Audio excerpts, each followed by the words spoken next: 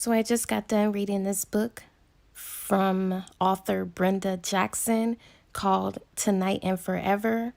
And I've heard her name a plethora of times, but I never had the pleasure of reading any of her books. But I was so glad when I discovered I had a whole lot of books from her in my book stash or my little book library.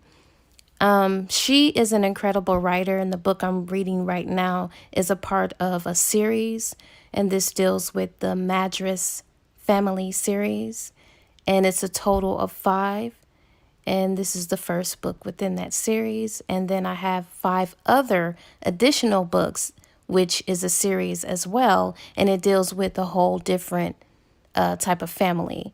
So I have a total of 10 books from this author, Brenda Jackson, and I'm so glad this author, this writer here, this book, when I tell you this book right here was so heartfelt and it made me feel so many different emotions. It took me on a roller coaster. It's not even funny. It was definitely a tearjerker. It was different. It was very different. She really, really, I really like her. So I'm going to buy more of her books. But in this book, of course, it's a great love story. And it's about this woman named Lauren Jacobs and this guy named Justin Madras. And these two really, in so many ways, basing it off of their past and what they went through, they are compatible. So compatible. But of course, their first initial meeting, Lauren doesn't think so. She begs to differ. But little does she know he's like the perfect guy for her. Now, Lauren, she had some very tragic things happen in her life. I don't know what age she was, but I believe she was from the age of 7 to 10 when one night when her parents decided that they wanted to spend some time alone and just hang out, they decided to drop her off to the babysitter. And when they dropped her off, it was storming and thundering and raining really bad as the night progressed. And the cops happened to knock on the babysitter's front door and explain that all she heard was she overheard the police officer saying that her parents were killed in a car accident. And when she heard that, she went out into the storm and she just wanted to run away from everything. Like, can you imagine the police officers delivering news like that and just hearing that your parents are deceased? So she just wanted to get away. She didn't know where she was running to. She was just trying to run away from the pain. So she's a bit traumatized. When that happened, I believe that location was in Houston. And of course, she ended up having some foster parents. Now, her foster parents were Paul and Nora Phillips. So they are the Phillips household. And they took her in and they were instrumental in helping her, just creating food and shelter and friendship and guidance and love. They were really great foster parents to her. So she was blessed because a lot of times it's not like that when you go into a foster family home. They're just not good. So she lucked out. She was really blessed to have had them be her parents. Now, Paul is deceased. He's been deceased for 6 years. I don't necessarily know what happened to him because they didn't talk about how he died, but he's been dead for 6 years. Now, Lauren, she had a passion for reading. At first, she didn't think she could, she didn't think that she loved books and writing as much as she thought she did. But as she kept reading, she fell in love with books and she ended up writing her first book, I believe, at age 7, or was it age 5? I'm not sure. But anyways, when she would write these stories, she would give it to Mama Nora so she can just have it as safe keeps, just lock it away for me. And of course, Mama Nora would read her stories and say, this girl is really, really good. So when she turned close to 18, Mama Nora took her stories and showed it to a publisher. And of course, the rest is history. And she became an author or whatever, and actually she got a full scholarship, majoring in English literature. Yeah, so her writing took her to great heights, and it really opened up doors and opportunities for her. So when she turned 18, of course, she went off to college in California. She relocated and went to school there because she got that scholarship. Now, when she went out to California, of course, you're just doing your little thing, going to school, minding your own business. She met this guy named Scott Howard. And of course, when she sees him, she likes him or whatnot. She finds him attractive or whatever. Because to look at him, he looked sophisticated. He looked handsome. He looked charming, filled with a lot of charisma. He looked good on paper. He was dressed nice, so she thought that he was a decent individual. So they met one morning in a small cafe across the street from the news publishing place where Lauren worked as an editorial assistant. So it was a cafe across the street. And that's the first thing she noticed about Scott was how handsome he was, how well dressed he was, how sophisticated he looked. He was 3 years older than her, and he was working as a project consultant for a major television network. So, she was like, okay.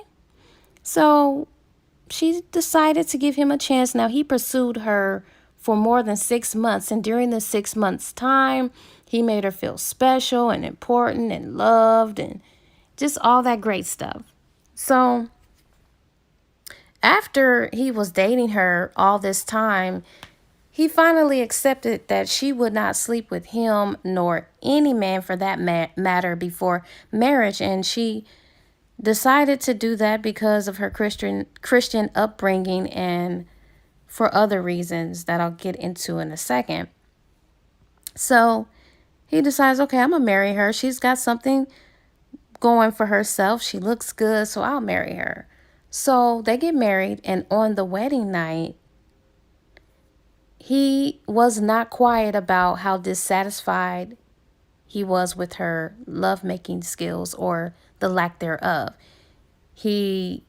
That tore her self-esteem up because he made her feel really bad, like she could never please a man. So instead of this nut taking accountability for where he lacked, he was the one, I feel, that did not know how to make love. So he wants to throw it on her and say it's her, and make her feel bad. So of course that damages her self-esteem, but her being the helpless romantic that she is, she wanted to make it work.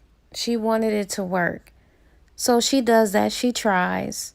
And they go on in their marriage. And he's just putting her down, making her feel like, nobody else would want you because you have that little problem in the bedroom. And she realized that this Negro really disrespected her when she discovered that he was telling other men about his dissatisfaction with not pleasing or getting pleased from his wife. And his homeboy suggests that, man, if I were you, I'll just go home and just start hitting her. And I bet you that will whip her into shape. So he goes home and tries that. And when he tries to hit her, then she knew that, okay, this is the straw that broke the camel's back. It's over. we're getting a divorce. I know I'm not to accept this. I can't do it anymore. So she leaves him. Now, they were married for 2 years before she filed for a divorce and left him. So now she's been divorced for 1 whole year. So this is why she goes back to Ennis, Texas.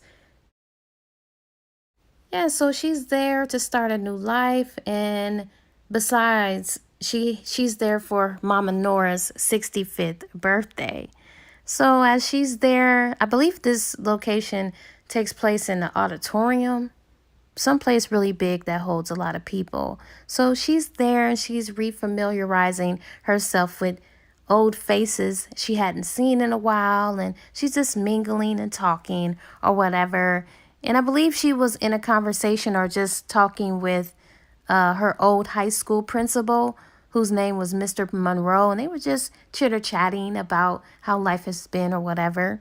And then she sees her best friend, Sanita Walters. Now, Sanita Walters also, too, was adopted into the Phillips household. So they shared a special bond. And Sanita, the reason why she was adopted into the Phillips household is because Sanita's mother ended up she was dying of breast cancer.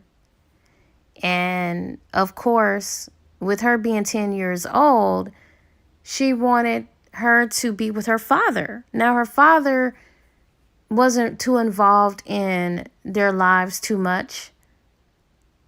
But, the mother, she always loved him. For whatever reason, she always loved him. So she asked the man who fathered her child, hey, can you come get our daughter and take care of her, provide a life for her, be with her, I'm dying. And she died, but she died believing that he would come, and he never came.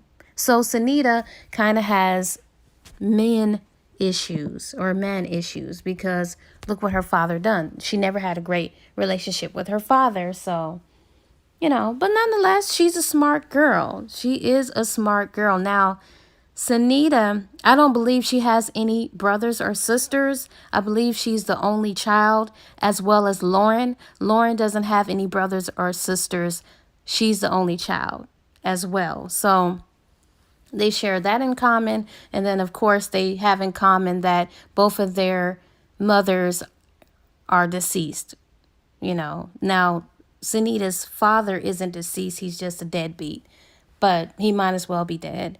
So they share that in common as well. Now, they are like night and day. Now, Sanita, she didn't want the fairy tale life and marriage and all of that until later in life, until she blossomed into her career. So she had other focuses and other things on her mind and other goals. She wanted to achieve her goals first. But Lauren, on the other hand, and also Sanita, she ended up, I guess when she graduated from high school, I don't know if she got a scholarship or she just went to New York to major in law.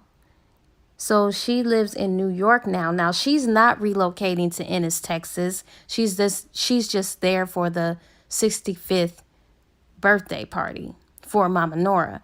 So, but she lives in New York, and that's where she's going to stay. But she just comes to visit, when they have festivities and stuff like that. Now she's working for a prestigious law firm in New York. So, yeah, she's doing good in life. Now that she has the career, she kind of wants to have a little man or whatever, because she's doing well. So, they're there and she sees Sanita and they're glad to see each other. And Sanita was saying how beautiful Lauren looked with her long hair. Her hair, she grew her hair out, or she let it grow out. I think it's in the middle of her back or whatever. And she was saying how she really didn't like the tapered cut that she had when she was married to Scott. So, of course, Lauren loving her husband or ex-husband the way that she did, she tried to appeal to him to, you know, make him want her, but he never did. So she would cut her hair. She would taper her hair because that's the way Scott liked it. So anyway, she was like, I'm so glad that, you let your hair grow out. You look good, girl. I'm glad you divorced that jerk. You've been single and out here for a year. And, it's time to mingle. So they're catching up and they're talking or whatnot and just enjoying each other. And as they were talking, you know how like you can kind of feel when somebody's eyes are on you because they're staring at you so intensely? She felt that. But when she would look around, she didn't spot anyone.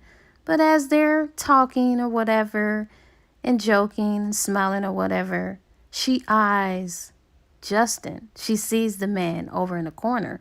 And when she sees him, she's like, oh my God, this Negro, who is that?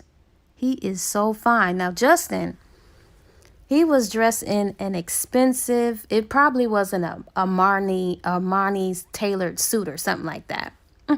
Now, he's well over 6 feet tall. He has an athletic body. His face is carved in sharp angles and fine lines. He has close cropped curly black hair that is neatly trimmed. His mustache is trimmed and nice and all of that stuff, and it accentuated his sensual upper lip, and his eyes is the color of chocolate chips with chestnut skin. He just has rich dark skin. So he's just over there and she notices him, and immediately she is attracted to him. Like, but she's trying to avoid him because she don't want anything to do with love. Like, because she's burned because of that nut she was married to. So, and Justin, of course, he was staring at her all night. He was staring at that woman all night, but he didn't want to approach her. He was just observing the situation. So, as he was eyeing her, Nora, brother, I think his name is Raymond Malone, he happened to be standing next to Justin, and he saw Justin looking over there in that direction. And so Justin says, who is that woman in that backless black dress over there? And he was like, oh yeah, that's Lauren. And he said, where does she live? And he was like, well, she was living in California because she moved after high school. She relocated to California, but she recently just moved back here to Ennis, Texas.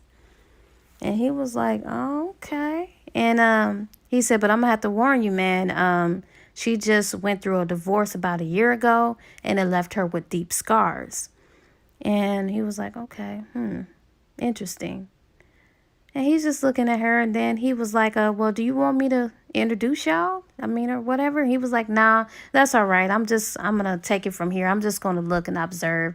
I'll introduce myself at a later date. So he was like, okay, man. So he walked away. And he's still just eyeing her. And as he's eyeing her, he's thinking about his own wife. Now, Justin's story is so sad. Now, he is a widow. He's a widower.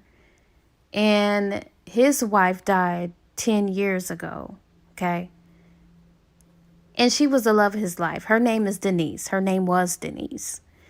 And he had this medallion that he was messing with when he was, even though he was eyeing her, he was touching the medallion that Denise gave him on their wedding night. And of course, he's having reservations. He's thinking in his head like, he had this attraction to her so much that he couldn't believe it because he never had that same attraction towards Denise, not even Denise, the woman that he loved. So he was just wondering about that. Like, what is it about this woman? So Justin has been hurt as well. And it's strange because it seems like all these people that she's connected to lost someone, because her best friend Sunita lost someone. And then Justin, who she's going to meet, he lost someone. So they all share this deep pain. But anyways, so he's just standing there and he decides that, okay, I've stared long enough. I don't know what it is, but I'm about to find out. So he goes over there to her while Lauren and Sunita are in a deep conversation or whatever. He goes over there to her, and he he was just looking at her. He said hello, and she was saying hello, and they were just talking, and in comes Raymond Malone, Nora's brother. And he kind of like got into the conversation and saying how, yeah, just I guess he felt like he needed to help Justin out. I don't know. But he comes over there. He says, yeah, he's a doctor right here. This man is a doctor, and just trying to put a good word in for him. And he's just smiling, and they're just talking or whatever. So he asks her for a dance. And she's just looking at him, just studying him. She didn't want to deny him, but she kind of did, because this man is so fine and he's making her nervous. But anyways, she accepts. So when they start dancing, she asked him, she said, "Are you really a doctor?" And he says, "Yes." And she asks him, "Well, where?" And he was like, "Right here in Ennis." And how he came there. Well, he actually took over this doctor named Dr. Power's practice when he retired 10 months ago. So this is why he's there, because he was called up on, or somebody told him about it or whatnot. And he was, they recommended him take over Dr. Power's practice because he's a very good doctor. So she was like, okay, that's very interesting. And so Lauren just accidentally, laid her head on his chest. And when she laid her head on his chest, she accidentally, has her head on the medallion necklace chain that Justin's ex-wife Denise gave him. And when she does that, that kind of made him think of a memory of his wife, and he actually mentioned something about his wife. And when Lauren heard that, she looked up at him and she blinked twice, because she didn't recall seeing a wedding ring on his finger. And he got tickled. He said, "Don't worry, I'm not married anymore." And he actually told her that his wife actually died 10 years ago of an inoperable brain tumor. And she was like, "Oh, that's sad." But he said, "No, don't feel sad. They had this perfect fairy tale love story. And they were married for 5 years, and he was grateful for it." And she was like, "Well, she don't really believe in fairy tale love." And he was like, "Well, what do you mean you don't believe in fairy tale love?" She said, "I just don't." And so he just asked her, well, it surprised him because it just came out of nowhere. He asked her out to dinner. He's like, how would you like to go out to dinner with me tomorrow night? And he declined. She declines or whatnot. Now, I forgot to tell you. Now, when he walked up to Lauren, from across the room, you could tell someone is beautiful. But when he really got up on her, where he could see her real good, she was even more beautiful. Now, Lauren possessed eyes the color of rich caramel.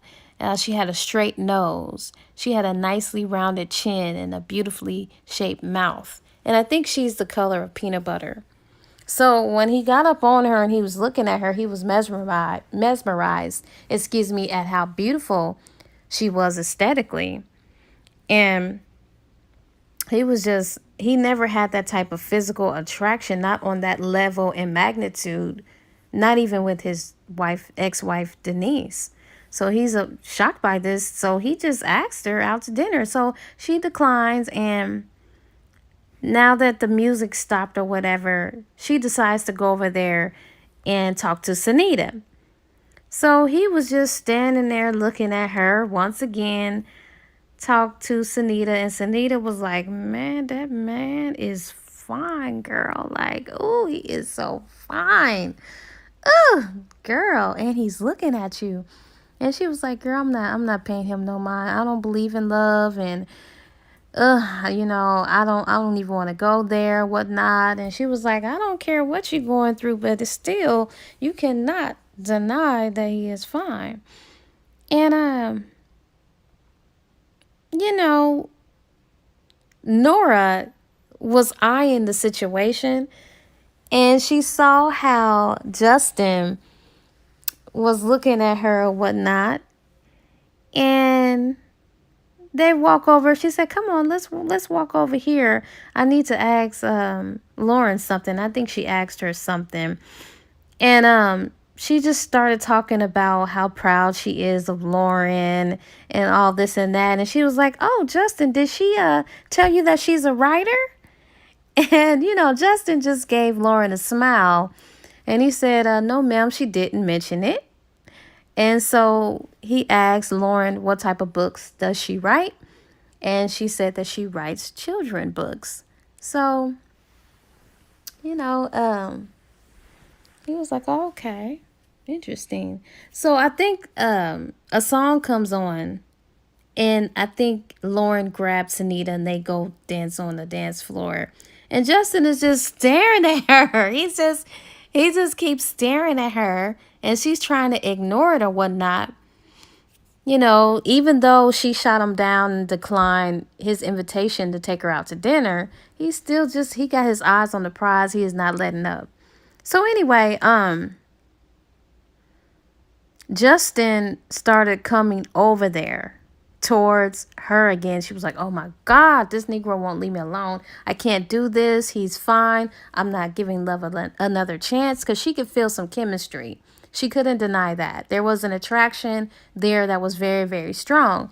So she says to her friend Sunita, look, I need you to do me a favor, and I need you to do it quick. Call me a cab. Call me a cab. And she was like, for what? Where you going? She said, I'm going home. Call me a cab. So she runs out before Judge Justin made it over there to her, and she catches her cab. She gets in her cab or whatever. And he just watched her. He watched her leave or whatever. But he just felt so stimulated by Lauren, and it was something that his ex-wife never made him feel.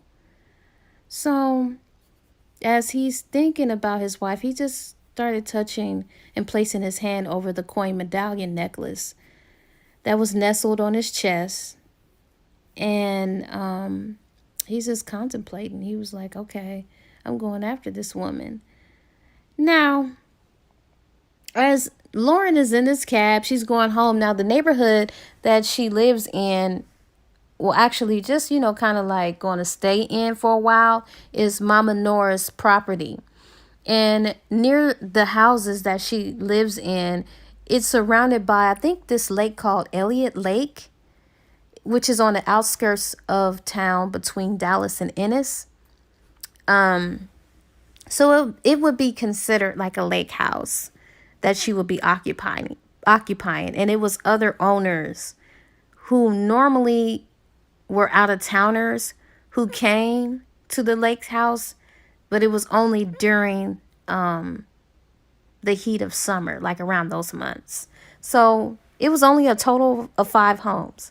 So as she's getting ready to get out of the cab to go into the house, she sees this apple candy red Corvette pull up beside the cab. And She was like, who is this? Like, I don't know who this is, but why are they following me? So the Corvette um pulls beside the cab, and she realizes that it was Justin. She got out. She was like, what do you think you're doing? Are you following me? Like, I already told you I don't want to go out with you. And she said, what are you doing here? And he said, I live in the lake house through the trees. I'm your neighbor. And she's just looking stupid. She was like, "Oh, what? Are you kidding me? You're my neighbor?" And he said, "Well, I thought you knew." And she said, "How would I know? There's no way that she could have known. Why would she know that? How would she have even thought that?" And she asked him how long had he known that, he had a neighbor or whatever. And he said, I'd known for a week or so that someone would be occupying Miss Nora's lake house. He knew after she left the party that she was the one who was going to be his neighbor. But he didn't know up until before then. He didn't know anything. So she was like, oh, okay, interesting. So he's just smiling. He said, well, I'm glad that I'm your neighbor. And if you need anything, I'm right here. Don't hesitate to knock on my door. And, she's just looking stupid. And so she tries to get in her house, and she was struggling with the key. And so when he came close to her, she could feel and smell his just masculine scent that smelled good mingled with cologne. And when he got close to her, she was just being a little bothered a little bit because she's so attracted to him, and she never had an attraction to anyone that strongly. And so he was like, just let me help you, because sometimes the key can get a bit tricky. And so he opened the door for her. He was able to get the keys in there or whatnot. And she said, well, thank you, goodbye. And, I won't be going over to your house for anything. I don't need anything, and good night. So she slams the door. But as she went into the house or whatever, she's thinking about this Negro. Like she hopped in the shower. When she was in the shower, she was just imagining that they were sharing the shower, their bodies would touch, and she's just fantasizing about this Negro. And she was like, what am I doing? I don't even know him. Like, why am I thinking about him? And then on top of that, this Negro is my neighbor. Like, he's too close. Like, what are the odds of that? That's what a coincidence. And so the next morning, as she got out the shower or whatever, and she's in this robe. I think it was a silk white robe. He goes over to her house, and he rings the doorbell, whatever. He said, good morning. I know it was a little rough meeting last night, kind of took you by surprise, kind of shocked you and everything like that. But I was wondering if you would like to have a swim with me. And she declines his offer. And I forget what he said. He said, well, how about breakfast, That's the least. Let me do something. Let me do something. Can I make you breakfast? I just want to welcome you in. So she was like, okay. And he comes into her house. He said, don't worry about anything. I can whip up a breakfast for you or whatnot. I'm a great cook or whatever. And so while he's in there making breakfast, she goes upstairs and puts some clothes on, because she's in her robe, and she put a little light makeup on because she didn't have no makeup or nothing, and just to be a little bit more presentable. And so when she comes downstairs, she see all this amazing breakfast. He made her pancakes, bacon, eggs, orange juice, and no, he made her coffee. And he was asking her how she liked her coffee and all of that, but she had other things in her mind. So as they're sitting there talking, he was telling her that he was the oldest of 6 kids, and how he enjoyed helping his mom in the kitchen, hence is why he knew how to throw down in the kitchen, and how he knew how to cook, and how he discovered his passion for wanting to be a doctor because he would perform surgeries on his sister's dolls all the time. So his parents would laugh at that, but they kind of picked up that, okay, this boy might be a surgeon or a doctor one day. So it kind of transpired into that. So they're just laughing or whatever. And then Lauren, she began to open up a little bit, and she was confessing that she didn't always want to be a writer, but she remembered writing her first story at the age of 9. Yeah, it was the age of 9. I wasn't sure before, but she wrote her first story at the age of 9. And so that's it. She went from there, and she discovered her passion for reading, and she was gifted a lot of books, and she just became just really passionate about writing stories and novels and series and stuff like that. So he was like, oh, wow, that's really awesome. That's quite the success story. And, she said, you think so? And he was like, of course. Don't you? And she thought about that for a second, but it made her kind of like thinking back in the past with her marriage and how it was like with Scott. Because Scott knew about her ability to write and that she was a writer and an author and things like that, but he never supported her, and he never would encourage her to further her career. So she was taken aback by that compliment. She didn't know how to receive that compliment because her ex-husband never encouraged her. So she was thinking about that, and then she was thinking about her failed marriage, and she let that kind of like overshadow any such thought. She figured, like, if I didn't make it in my marriage, that's not an accomplishment, because that's what she really wanted. She wanted marriage more so than her career.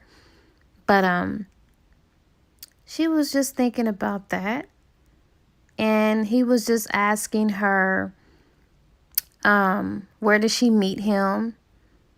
And she said that she did meet him in California when she was up there, when she got her scholarship for school or whatever. And she didn't want to talk about him no more. She did not want to talk about Scott anymore. And Justin picked up on this, and he kind of changed the subject, or he snapped her back into reality. And he says, your mama Nora brother attended Morehouse College with his father, with Justin's father. And when Miss Nora told him about Dr. Power's retirement and that the town was in need of a general practitioner, he contacted me to see if I was interested. And she was like, wow, what? That's interesting. It's a small world after all. And, they're just smiling and thinking about how small the world really is and everything like that. And so she's like, well, I'm really full. And again, with him being persistent, he asked her, he said, how about dinner tonight? And she declined. She told him that look, I just don't want to go out with you. I don't think that we should overdo this. We shouldn't make it a habit because we're like oil and vinegar and we don't mix. And he was like, well, why? Why do you say that we're like oil and vinegar? Why? Why are you saying that? And she was saying how, well, because I'm a realist and you're a dreamer. He was like, oh, wow, so you say that we're opposite because I believe in fate. And she says, yes. So he starts teasing her because he has a sense of humor and he has like this amazing personality. And he says, you have a case of divorceitis. And she started laughing. And he was like, and she was like, divorceitis, what is that? And he was like, it's a condition that plagues divorcees for whatever reason. And they refuse to accept the fact that there's a life after a divorce. And he said, you, Lauren Jacobs, have the usual symptoms. And so she flirts back with him. And she said, well, to be on the safe side, maybe I should get a second opinion. And he was like, no, no, no, no, no. He said, I'm the only one who can diagnose your condition. And more importantly, I'm the only one with a cure. But I'll start off with a mild dosage. And when I think you're ready for something stronger, I'll see to it that you get it. And she's just looking at him. Her heart kind of like skipped a beat when he said that.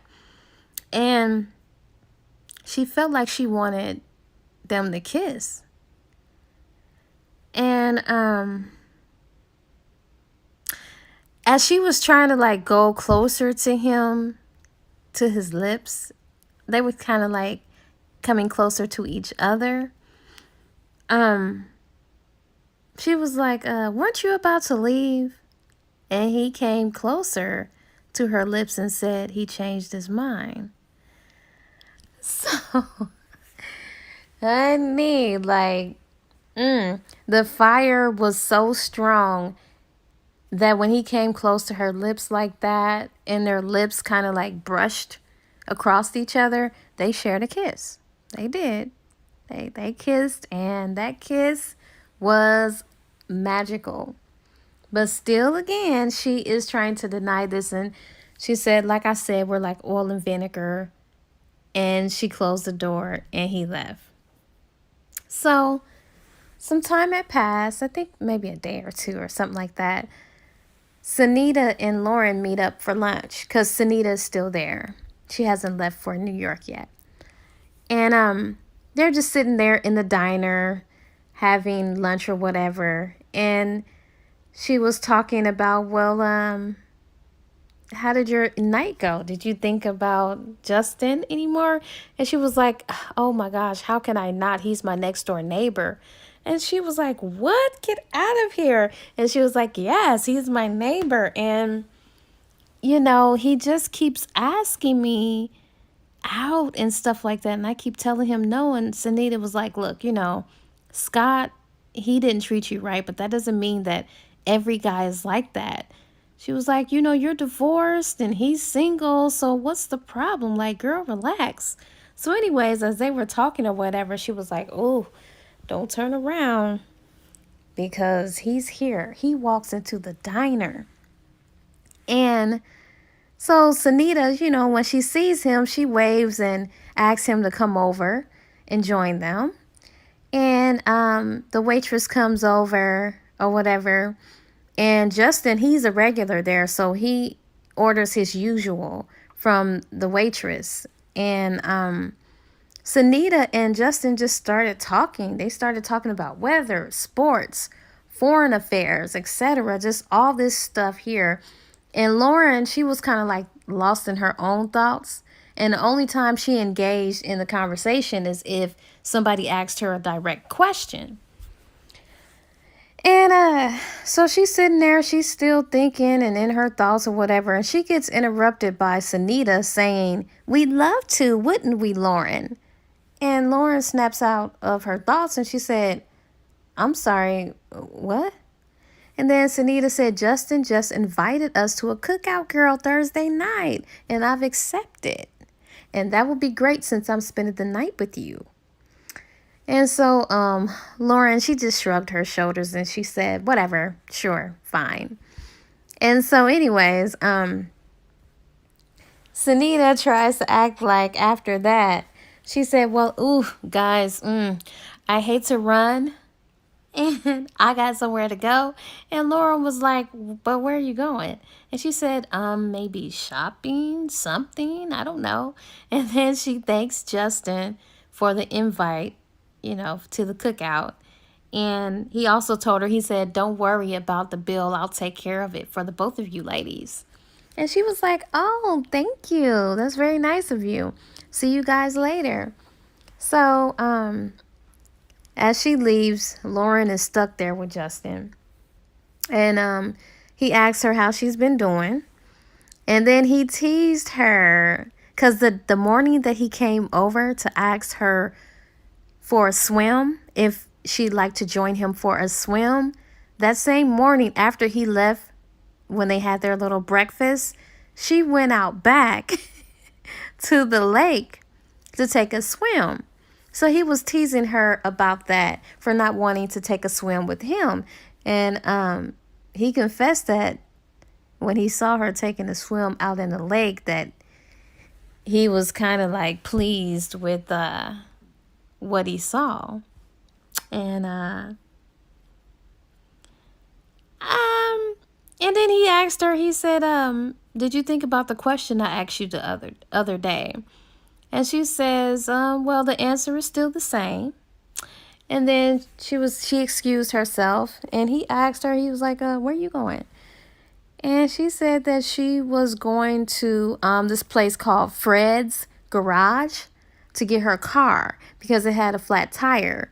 And then he offers her a ride if her car wasn't ready and all of that. She declines. And he said, okay, or whatever. And then he asks her about a swim with him this evening. This man is so persistent. He does not give up when she keeps declining him or rejecting him. And that's very, very attractive. So he asked her again about a swim for this evening. So she gets to contemplating. And she started thinking in her mind, and she comes up with this idea that she got from this magazine, an article in this magazine, and it had something to do with the lines of how to scare a man off or run a man off. So she starts smiling as she thinks up this plan to write him this pre-affair requirements agreement. So she started smiling at that idea because she said, okay, this will definitely work and this will scare him off. So she accepts his invitation. She says, sure, I sure would like a swim tonight, this evening. So when she says sure, and then she gave him a smile too, he was a little puzzled. He was like, okay, I hope she ain't playing with me. That sounds great. So anyways, he returns to work or whatnot. And when he gets back to work, he's still thinking about Lauren or whatever. He couldn't get her off of his mind. So to distract him a little bit, he calls his parents. Now, his parents, they're both college professors at the University of Houston. And he was just calling to see if they had returned from visiting their friends in Atlanta. They've been there for the past 2 weeks. So, of course, his mother answers the phone. And she said, yeah, we got back this morning. And it was right in the nick of time because his brother Dex called 20 minutes after they arrived. And so he was like, wow. Now, he hasn't seen Dex in some time because Dex he was working in Australia as a geologist with a major oil company. And Justin's mother her name is Marilyn Madras. by the way. Um, and she was just excited. She was just excited that, he called and he's going to be in town because she hasn't seen her baby boy in some time. And then, of course, Justin is so excited as well that he's going to see his brother. And then she was telling him, it's awesome because he's going to be in time for your baby sister Christy's birthday. So I'm excited. I'm excited that he'll be there to join us. And so his mother, no, so he asked his mother, is he here to stay? And she said, well, she hopes so. And then she turns and asks him, well, have you been seeing any nice girls lately? And he starts fingering his medallion around his neck, the medallion that Denise, his ex-wife, bought him. And he replies and he says he does his share of dating. And she was like, really? And she said, well, as far as I'm concerned, they're all faceless women since the family hasn't met any of them yet. She said, it's hard for a mother with 3 sons to accept the fact that none of them have marriage on their minds. And Justin says, well, forgive Dex for his lack of enthusiasm for his divorce from Caitlin, because that tore him apart. And that she should definitely forget Clayton, because he claims the only men who aren't fools are bachelors. So she was like, yeah, that's true. And then she said, well, what about you? And he replied, he said, I'd marry in a heartbeat if the right woman came along. He said, you know that, Mom. And she said, do I? She said, because Justin, I'm beginning to think this Fate song you've been singing over the past 10 years is for the birds. And then he just rolls his eyes and changed the subject. And that was that. And so Lauren, she happens to go visit Mama Nora. And they're just talking and making small talk and whatever. And Mama Nora mentions that she feels a whole lot better knowing that Justin isn't too far away. And she was like, yeah, he is my neighbor. She said, so you really like him, huh? And then Mama Nora says, sure. She does, because she's known the Madras family for a long time and that Justin is a really great guy. And so she was like, okay, that's interesting. So she just started thinking about it. So she's really considering that maybe he is, if Mama Nora knows his family, and if Mama Nora is saying that he's a great guy, maybe he is, but she still ain't really thinking about love. So it's time for them to have their little evening swim or whatever. So Justin, he comes over. And when he comes over, he brings a bottle of wine, because she also said that she was going to cook for him as well. And when he came in with the bottle of wine, he was like, something smells good. And she said that it's this good old Creole cooking gumbo. She said her roommate taught her how to cook, or introduced her to in college. So, yeah. So she was letting that cook. And she said, then we can go for a swim. And so he gets all changed in his swimming gear. Well, she told him where he could change, because he asked where could he change, and she told him. And when this Negro comes out, she can see his body. Like, this Negro is packed, and his body just looked good, okay? And she's looking at him, and she's admiring him, and he's admiring her as well.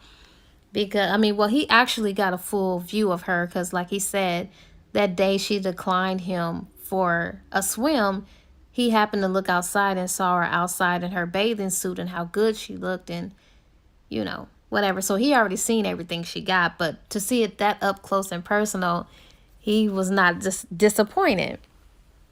So they're just going for a swim or whatever. And they're joking and they're laughing. And he's throwing her in the water. And they're just having a good time out there swimming or whatever. And so as they were out there enjoying themselves, she said, well, we need to go ahead and go inside because the dinner is just about done. So we need to change our clothes and all of that for dinner. And he, and then while they were having dinner, Lauren, she made a comment on Justin's medallion and says that, it's really nice. And all he does is says thanks. And he unconsciously tucked it inside of his sweatshirt. He didn't want to, I guess he wasn't ready to talk about the significance of the medallion in depth yet.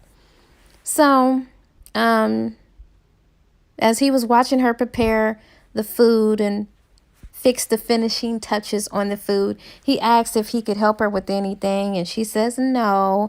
And then he decides to explore her living room. And while he was waiting on her to finish the dinner, he noticed these beautiful paintings of these African children hanging on her wall. And he was like, wow, these are really, really nice. And she said, well, they're characters from this book. It's called Kente books, and it's for children. And she said it's two characters from the Kente books that those are pictures of characters in her books named Suma and Zakia. So, he was like, oh, okay. And so he noticed as he was in the living room, he also noticed that she had her boxes still unpacked. And he asked if she wanted him to help her unpack. And she said, no, not right now. No. She said, I'm not going to get too comfortable or too settled because she wasn't going to stay in the house. But she wishes she could because she loves the house and would buy it if Mama Nora would let her buy it or would sell it to her. But, she said she's going to stay in town, just not in that house. So I guess she don't want to unpack and get too comfortable. But she said she's not in any hurries to leave, though. He was like, okay. And she says, well, what about you? Are you going to stay in that house or what's going on with you? And he says that he was going to buy the Taylor's place.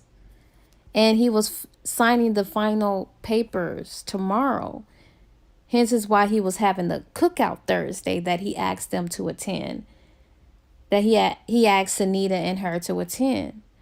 And she was impressed because the home he was buying, it belonged to Sam and Holly Taylor, which were members of Ennis Elite Society, but they died a year ago in a private plane crash.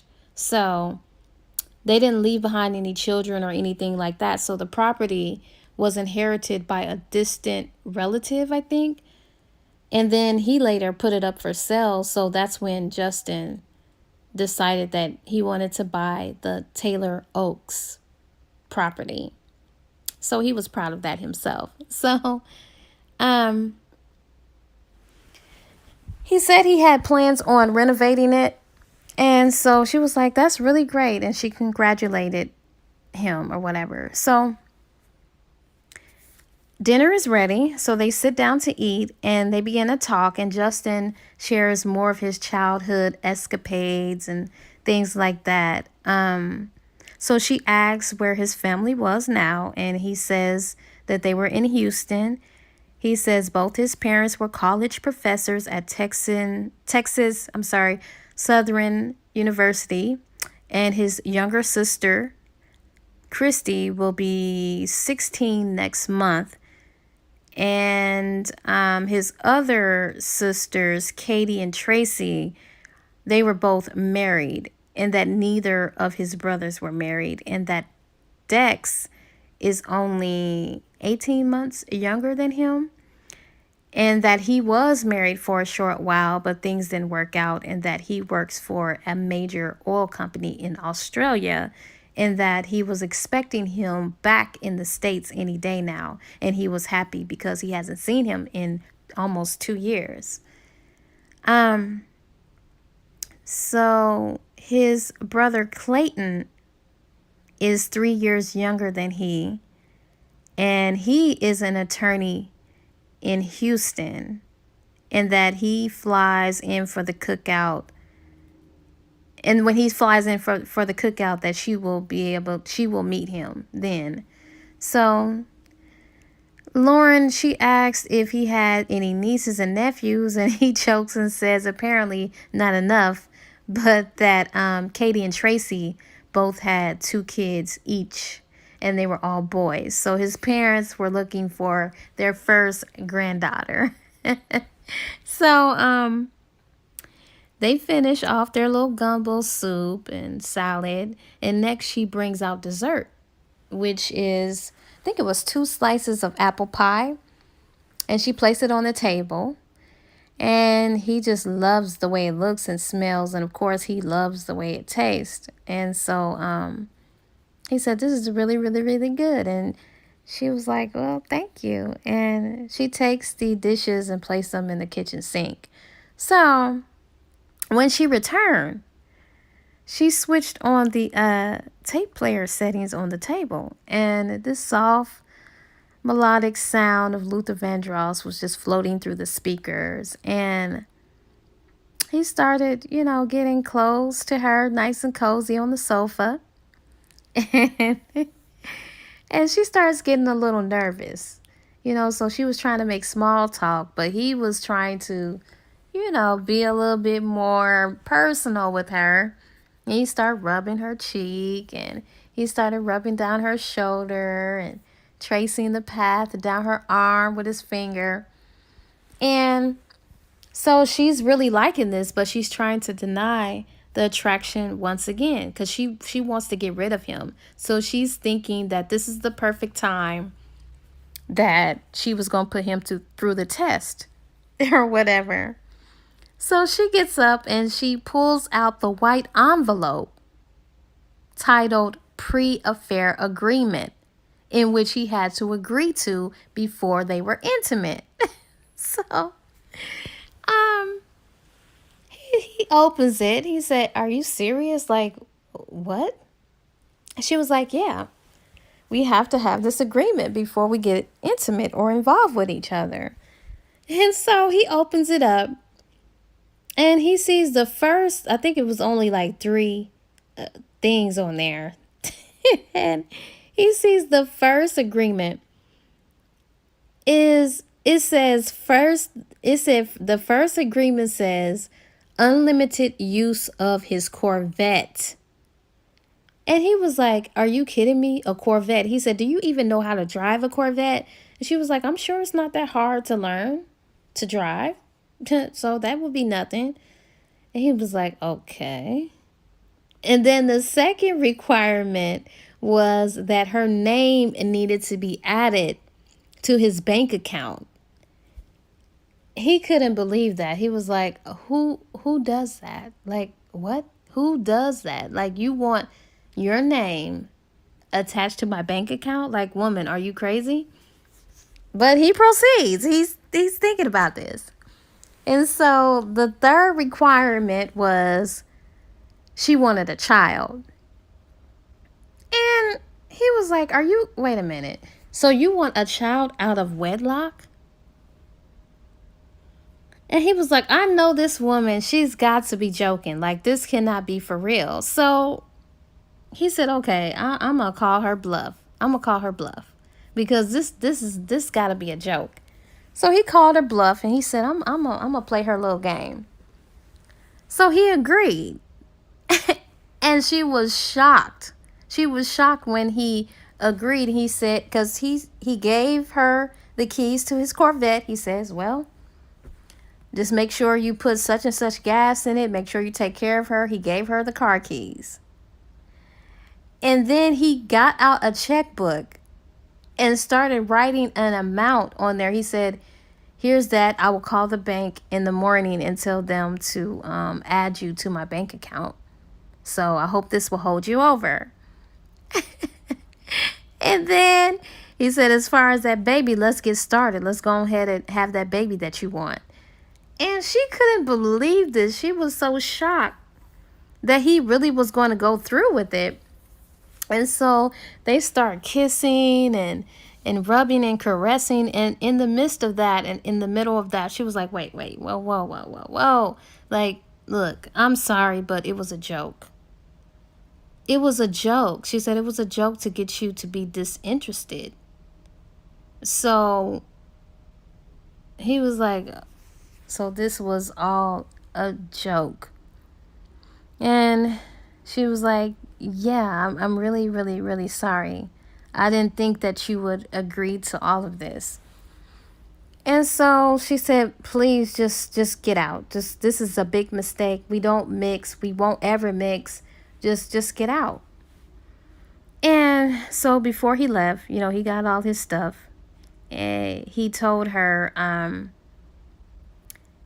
someone once told me years ago that no matter how painful your yesterdays were, there's always tomorrow.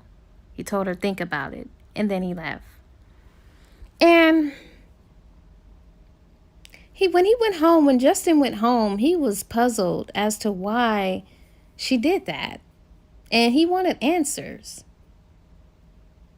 And he just couldn't figure that out. He was like, she must have really been hurt very, very badly for her to come up with this plan just to get me to be disinterested in her. Like, she must got some deep issues. And he was just really curious about how bad were things in her marriage. Like, he must have been a monster. And so Lauren, she was over there. She couldn't get any sleep as well. None at all. Like, she was thinking like, man, he was actually going to go through with this. And she felt kind of bad that she wrote up something stupid like that to get him to be disinterested. And she was just thinking about him all night. So the next morning, the phone starts ringing, and it was Justin. And she was like, oh, so are you calling me to make fun of me or whatever? And he was like, no, I'm calling you to remind you of the date that you agreed to go to. And she was like, no, I didn't. And he said, yes, you did. You agreed to go to the movies with me. And she did give her word that she would go to the movies. She would go to the movies with him to go see a comedy movie. Yeah, that's what she agreed to. But this was before she gave him the pre-affair agreement. Yeah, she was thinking that after she gave him that agreement, that was going to be over, and that was going to be off the table, that date that she promised him. But he called her. And so she tried to protest a little bit. But then she said, okay, I did, and I'm a woman of my word, so I'm going to go ahead and go with you. So he was just telling her what time he was going to pick her up or whatever. And they went ahead and they saw the comedy movie. And then after that, they went to a cafe in, I believe it was West End Marketplace, on their way home. But before they went home, he decided to head towards a wooden area, or a woody area near. It's like a place for people that want to get a private hideaway place for lovers if they want to make out and stuff like that in a secluded area. So he goes over there because they had a good time, and you could feel chemistry in the air between them. So he was just trying to talk to her. She wasn't trying to give in to this attraction. So she was like, Justin, take me home. Like, why are we here? Why are we in this wooden area? Like, why. And so he said, well, I brought you here because I wanted to ask you a favor. And she began to be curious, and she said, well, what is it? And he said, well, how would you like it if we went camping this weekend? So she said, no, I don't think that's a great idea. He said, but relax, because we won't be the only ones. He said, in fact, you'll be the only female with me and 5 other guys. So now she's jumping to conclusions. She was like, excuse me? 5 other guys? And he got a little tickled. He said, the other guys are between the ages of 5 and 10. And then she starts looking puzzled. And she was like, excuse me? And he said, well, he said, I'm a volunteer at the Children's Home Society. It's a group of little guys and that I tutor, and I'm involved with, and I'm supposed to take them camping this weekend. And she was like, oh, like her heart melted, because she was thinking that he was onto something creepy. So she kind of relaxed a little bit, and she said, wow, that's really, really sweet. So she says, well, you can't get anyone else to go or whatever? Like, what? I mean, why me? He said, well, I mean, all the other people that I asked are busy, and the person that I was supposed to go with, he had another engagement. So if he doesn't find anyone to take with him or volunteer to help him, the camping trip for the kids it's going to be canceled. So she felt bad. So she says, well, okay. And he said, well, great. Thank you so much for joining me, or that you're going to go with me on this camping trip. And so he agreed to pick her up around, I think it was 6 o'clock on Saturday morning. So after he told her that he was doing that for them kids, she started relaxing, and an attraction really unfolded. And she was like, man, this guy is incredible. He's a doctor, and then he does volunteer work with kids. So that really touched her. That made her soften up a little bit. So it was undeniable. The attraction was heavy. The chemistry was hot, and they started kissing.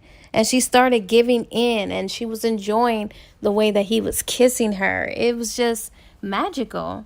And so she gets on top of him. She gets on top of him in the moment. You know, she was just rolling in the moment. And they was kissing or whatever.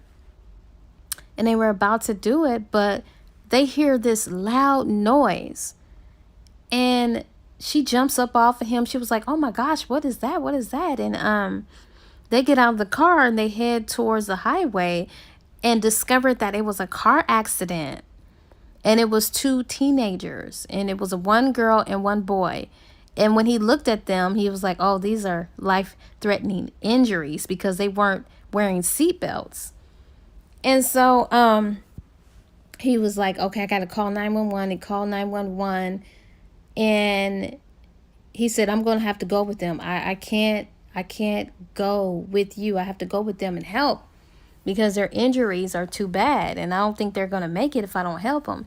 And so Justin, he lets Lauren drive his Corvette back home, and he says, just place the car keys up under her mat, and because he don't know what time he's going to return home, because this could be an all-nighter, and that he would retrieve them when he gets back, so he don't disturb her. When he gets out of the hospital, he'll just pick them up under that doormat, so he won't disturb her. So they kiss goodbye, and he goes to the hospital.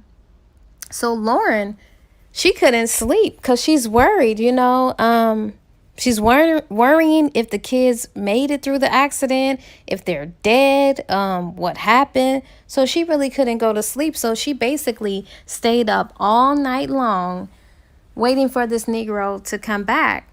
And he came home around, it was close to 3. And she goes downstairs when she hears him, and she opens the door, and he was like, "Oh," he said, "What are you doing up?" And she was just like, "I was a little worried or whatever, and I just couldn't go to sleep." And he just kissed her, and they're kissing or whatever. And as they were kissing, he was asking her to let him love her, please. And she was going to let him. She was, because she wanted to pick up where they left off in the car. She couldn't deny it anymore. Like, she really started liking him. So while they were about to make love, Justin says, "You know what?" Nah. As he was about to pull up her silk gown or whatever, he stops and he said, "You know what? I can't do this." And so at this point, in her mind, she's replaying what happened with her ex-husband and how he said, "No man will ever be satisfied with you in the bedroom." So she was like, "Oh gosh, he's rejecting me too." And so she's angry. She's angry that he's rejecting her when she was willing to give this Negro some. And so she tells him, just get out. He got out of the house and went home. But the reason why he did that is because he didn't want to make love to her under those circumstances of them feeling vulnerable, and they both were tense because of the accident or whatever. He didn't want to take advantage of the situation, and he wanted it to be on better terms, to make sure that what they were feeling wasn't because they both were vulnerable and tense and sad. So that's why he declined sleeping with her. He didn't want to, he was being a gentleman, basically. And so he didn't understand. She wasn't talking to him or whatever. She wasn't talking to him after he left. So it was time for the day of the cookout. And on the day of the cookout, Sunita, she came. She came because he invited her. Lauren was supposed to come, but when Sunita got there, he sees her come in alone and without Lauren. So he asked, he said, "Where's Lauren?" And she said, "Oh, she's not coming." And he said, "Why?" And Sunita replied, and she said, well, she said something about feeling or being under the weather. And so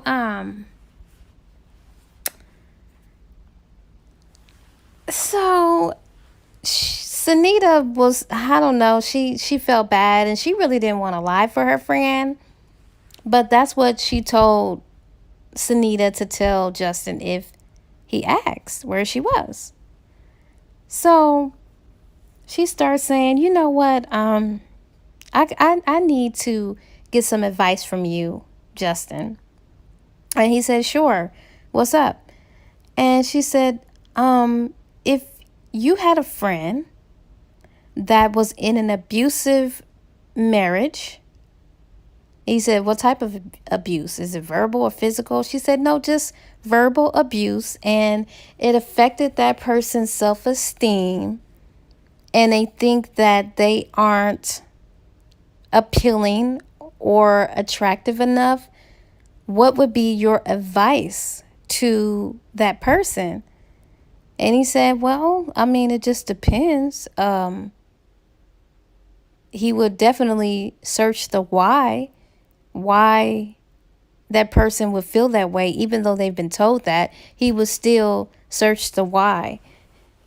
And she was like, "Well, that's great that you would feel that way, because I know a woman who is living next door to you, who is very interested in you, but she's been hurt by her ex-husband who abused her and needs someone to kind of like break past those barriers.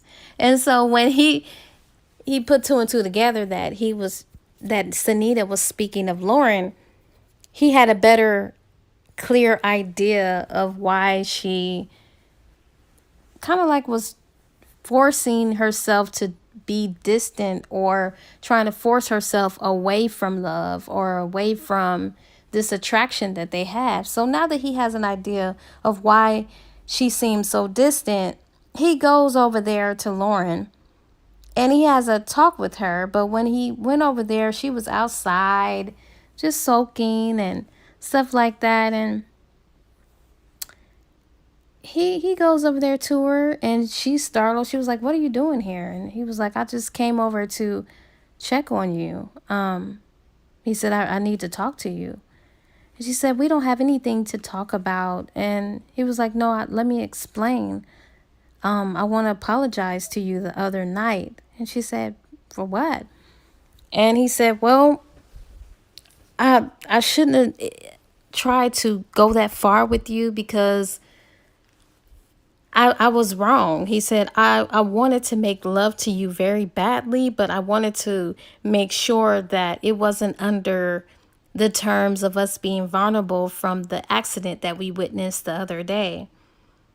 And so when she's hearing this, she was like, "Oh, so that's why he left. He wasn't rejecting me. He was being a gentleman." She was like, "Oh, he really wanted me." And the way that she was looking, she was like, "I thought it was something else." And he was like what? He said, "Of course I wanted you." And she was like, "Never mind, it doesn't even matter." And so she's feeling better. She was like, "Oh, thank God he wasn't rejecting me. He was just being a gentleman." And so she asked, "How was your cookout?" And he was like, "You didn't really miss too much. It was all right. It was okay, but whatever." He said, "Would you like to come over and meet my brother Clayton?"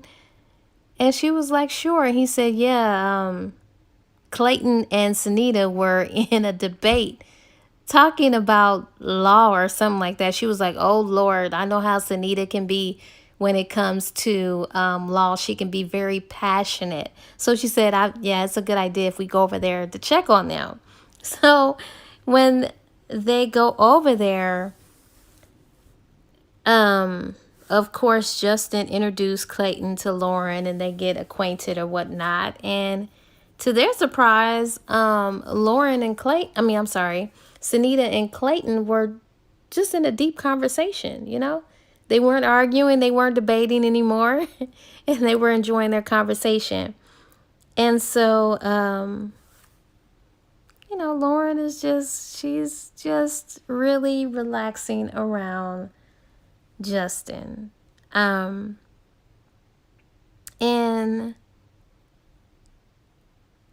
he was saying to her, things are not completely settled between us.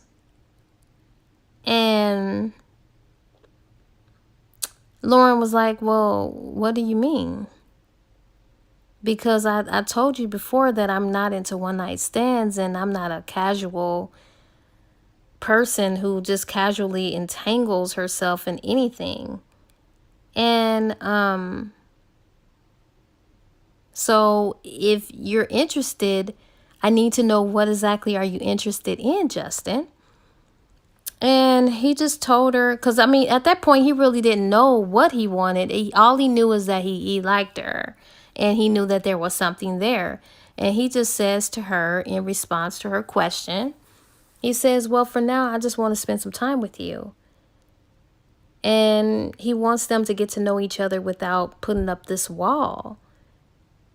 And he said, "Well, if you like, and to make this more easier or more comfortable, you can call all the shots." He said, "We won't do anything you don't want to, and I'm willing to take things slow." And so she got to thinking about that. Even though it wasn't a dead on commitment, she said, okay, okay. And then once she said okay, he said, you won't regret it. And so she's just smiling or whatever. And so it comes to the next day. I don't know if it's the next day or maybe a few days after. No, it's 3 days after that, because that was on a Thursday when he had the cookout. And it was going to be on a Saturday when they go on this camping trip. So it's time to go on the camping trip with Justin. So, they're just enjoying each other, and she's meeting the kids, and they're kind of, well, one kid in particular, I think his name was Vincent. He was grossed out about a girl being on the camping trip, because normally it's all guys or whatever. And he's grossed out. And he was like, oh, why'd you bring her? But then the kids warmed up to her when she brought some candies and goodies for them. And so they kind of like welcomed her in or whatever. And, you know, Justin, he was a perfect gentleman. They was riding in this RV. It had a bathroom, living room, bedroom. It was just completely stocked. But he was such a gentleman. He let her stay on the RV by herself, and then him and all the little guys, the little men or boys, they camped outside in tents. They made little tents around the RV. And he was just a real gentleman, and she really enjoyed herself out there in the nature and interacting with those kids or whatever. You know, she loves kids as well as he loved kids. And they just had a very, very, very nice time. So it was time for them to pack up and leave or whatever from the camping trip. And they just knew sparks were there. They just knew it. You can't deny that. So I think he asked her out to go somewhere. And of course, she accepted. And they just started seeing each other. They just started seeing each other and hanging out and whatever, just getting closer and closer. And yeah, no, he asked her, I think he asked her, was she going to the National Polka Festival, I think it was, excuse me. And she said yes, and he asked if she was going with anyone, and she says no. And he asked would she like to go out with him, and she smiled and she says yes. And she said, only under one condition, that you promise to bring me straight home afterwards. And he chuckled and he said, if you insist. So, you know, they just sharing this passionate, powerful kisses and stuff like that. And they just cannot deny. It's beautiful. Their love story is so beautiful. So, as they finish their kiss, when he was walking away, she calls out his name. She says, Justin. And he turns around and he says, yes. And she says to him, there's always tomorrow. And he smiles and says, yeah, there's always tomorrow. And the reason why she said that is because she was remembering something that he had mentioned to her. So later that night, he had to take that RV back to somewhere. So he was going to be gone for a while. But anyways, later that night, Lauren, she was up and she was thinking or whatever, just in her thoughts and replaying the whole day with him and all of that. And she really couldn't sleep because it was raining outside. And she was also realizing that she wasn't the same woman from 2 weeks ago. And she realized that she had fallen in love. Yeah, at that point, she knew that, okay, this man, he made me fall in love with him. And so with the thought of that, that finally, like, drifted her off into sleep. But she woke up to the sound of this big, loud noise. And it was thunder. And it was lightning. And it was thunderstorming real bad. Now, for her, when a thunderstorm breaks out, that resurfaces her fears of that dreadful night when her parents got into that car accident due to the thunderstorm being really, really, really bad. So she's terrified.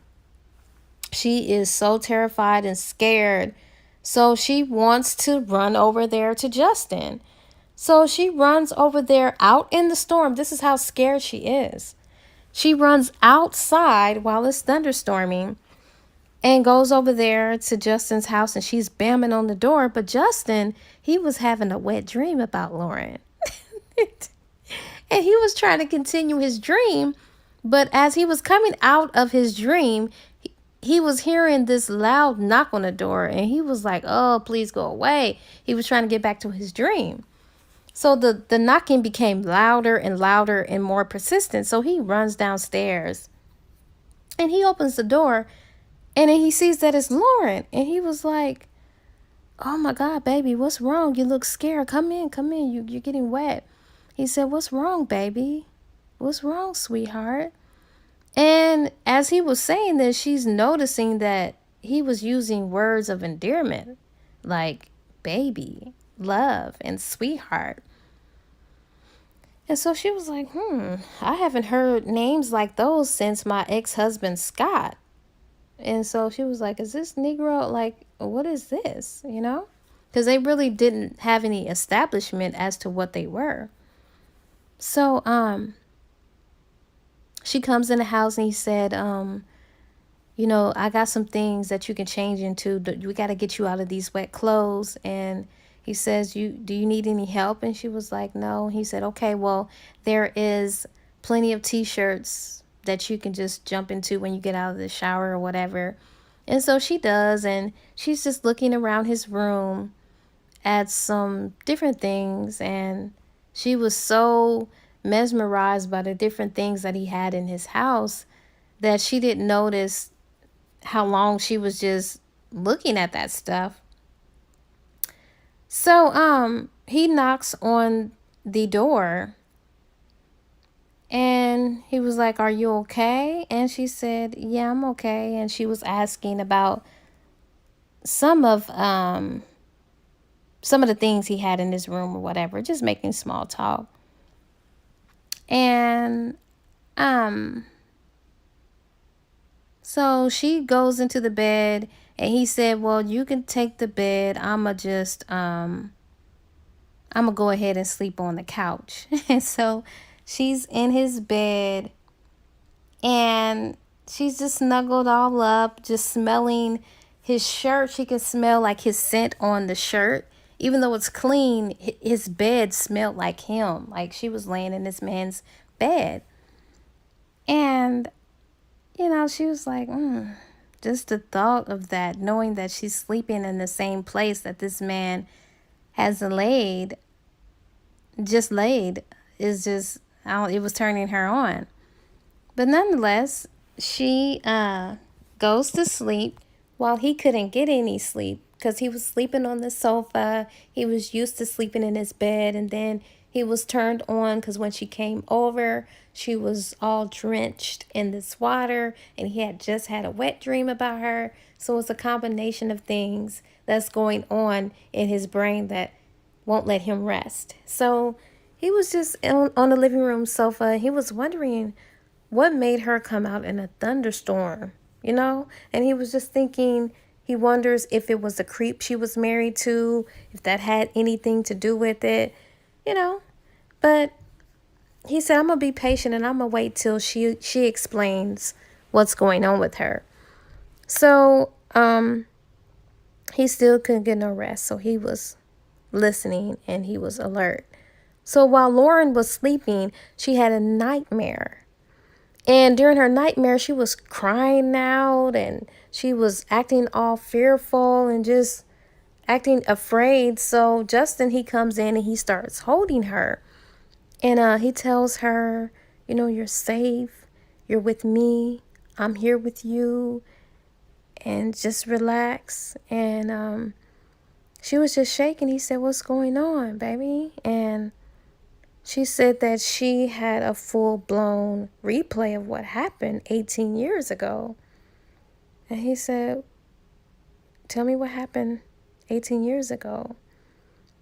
And she said, it was the night her parents were killed in a car accident, and it was thunderstorming on that dreadful day. And so he was like, oh gosh, I'm so sorry. I'm so sorry, but it's okay. And she said, yeah, it was thunderstorming. And when I was young, I ran. I didn't know where I was running. I just kept running. I didn't know who to run to. And he said, well, just think about this. Tonight you had somewhere to run. You came to me. He said, I got you. It's okay. You're safe. I'm going to be with you. And she felt better, but she was just still a little bit on edge. So he was just trying to reassure her that I'm going to be in the other room. She said, no, can you please just stay with me? Can you please just hold me? And so he does. He gets into bed with her and he holds her, whatever. And just kind of looking at her. And he realized just how beautiful she was. And he appreciated how vulnerable she was in that moment. And, he was just thinking about some things. He was thinking about Denise, his ex-wife, because he was feeling himself like actually liking this woman a little bit more than just liking her. He was liking her, like falling in love with her. And he began to think about Denise. He was just rubbing his medallion, kind of like going through the motions of, what is this that I'm feeling with this woman? How come he didn't have that with Denise? But he had to realize that Denise was somebody totally different. And he was done with trying to compare, other women to Denise. He couldn't compare Lauren to Denise because they were completely different. So anyways, he finally gets off to sleep.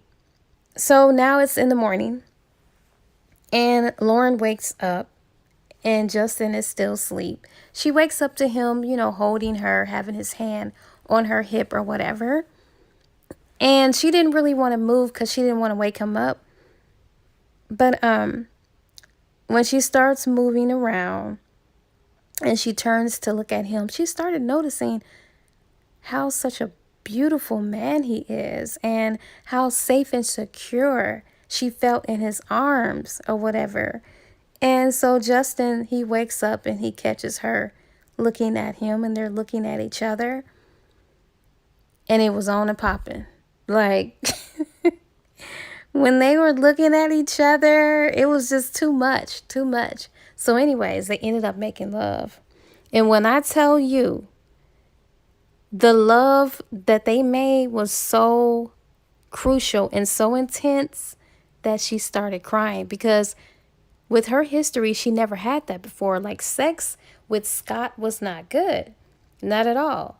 And with this man, he was so in tune with her body, so into her, that she did things with him, with Justin, that she didn't even know was capable, that she was capable of.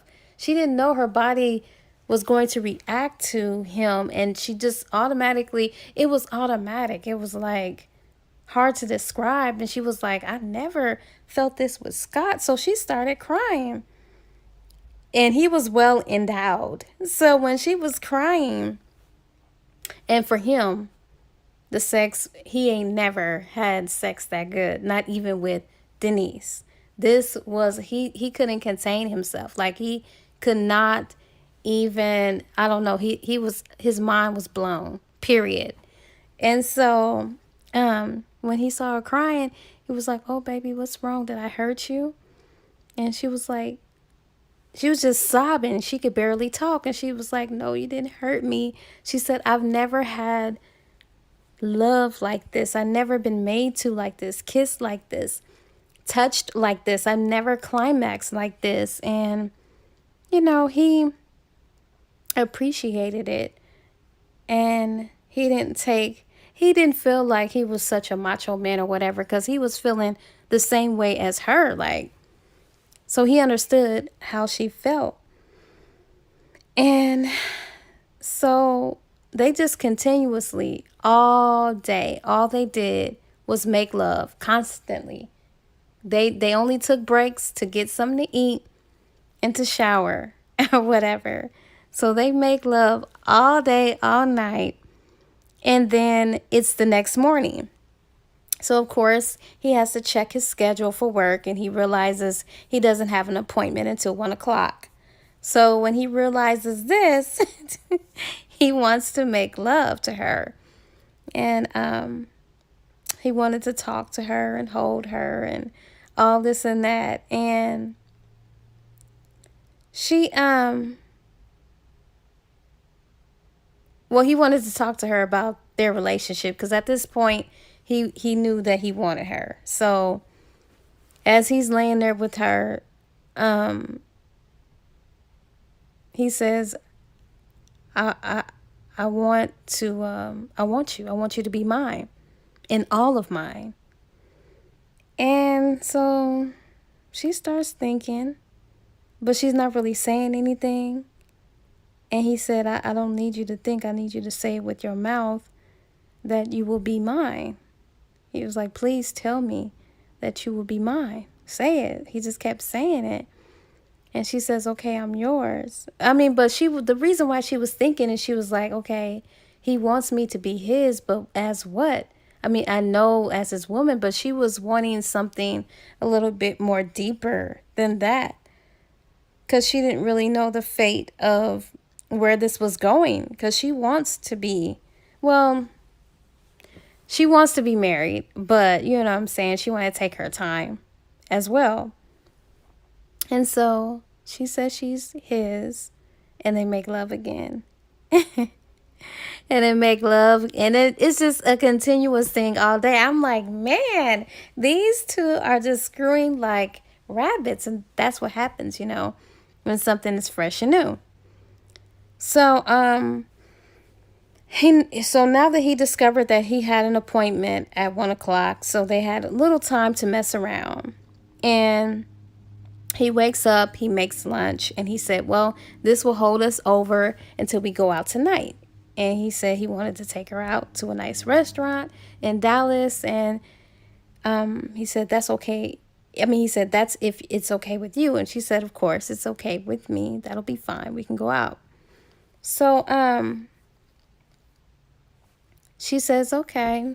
And she goes to go in the shower to, just clean up or whatever. And here this Negro come 5 minutes into her taking a shower. He wants to come in the shower. And she was like, what are you doing? And he said, what do you think I'm doing? He said, I'm helping you. He said, besides, I'm going to show you how it feels to be made love to in the shower. And so they make love in the shower. And so later that evening, when he took her out to dinner, he was telling her, hey, listen, baby, I want you to do me a favor. Remember the property that I told you that I was going to own, the Taylor Oaks property? She was like, yeah. He said, well, I want you to help me decorate the property. And she was like, I don't know anything about interior design. I don't know anything about what looks good and stuff like that. He said, it's fine. I will trust your judgment. Just please, I want you to decorate the place. And she started getting in her head. She was like, why would he want me to dress up a house when one day this Mrs. Fate is going to come along, somebody that he really always wanted? And she says that to him, and she says, what if she doesn't agree with it? And he's kind of taken aback by it. He didn't know what to say. And he said, well, if she comes along and she doesn't like it, then we'll just have to change it. She was very disappointed by his response because she was expecting him to, confirm that she was Mrs. Fate, but he didn't. But she didn't let it bother her too much. So he said, will you please, I just want something of you in the house. And that's why I want you to decorate it for me or help me with it. So she agrees. So their relationship from there just keeps blossoming. She's receiving stuffed animals, flowers, candies, candlelight dinners.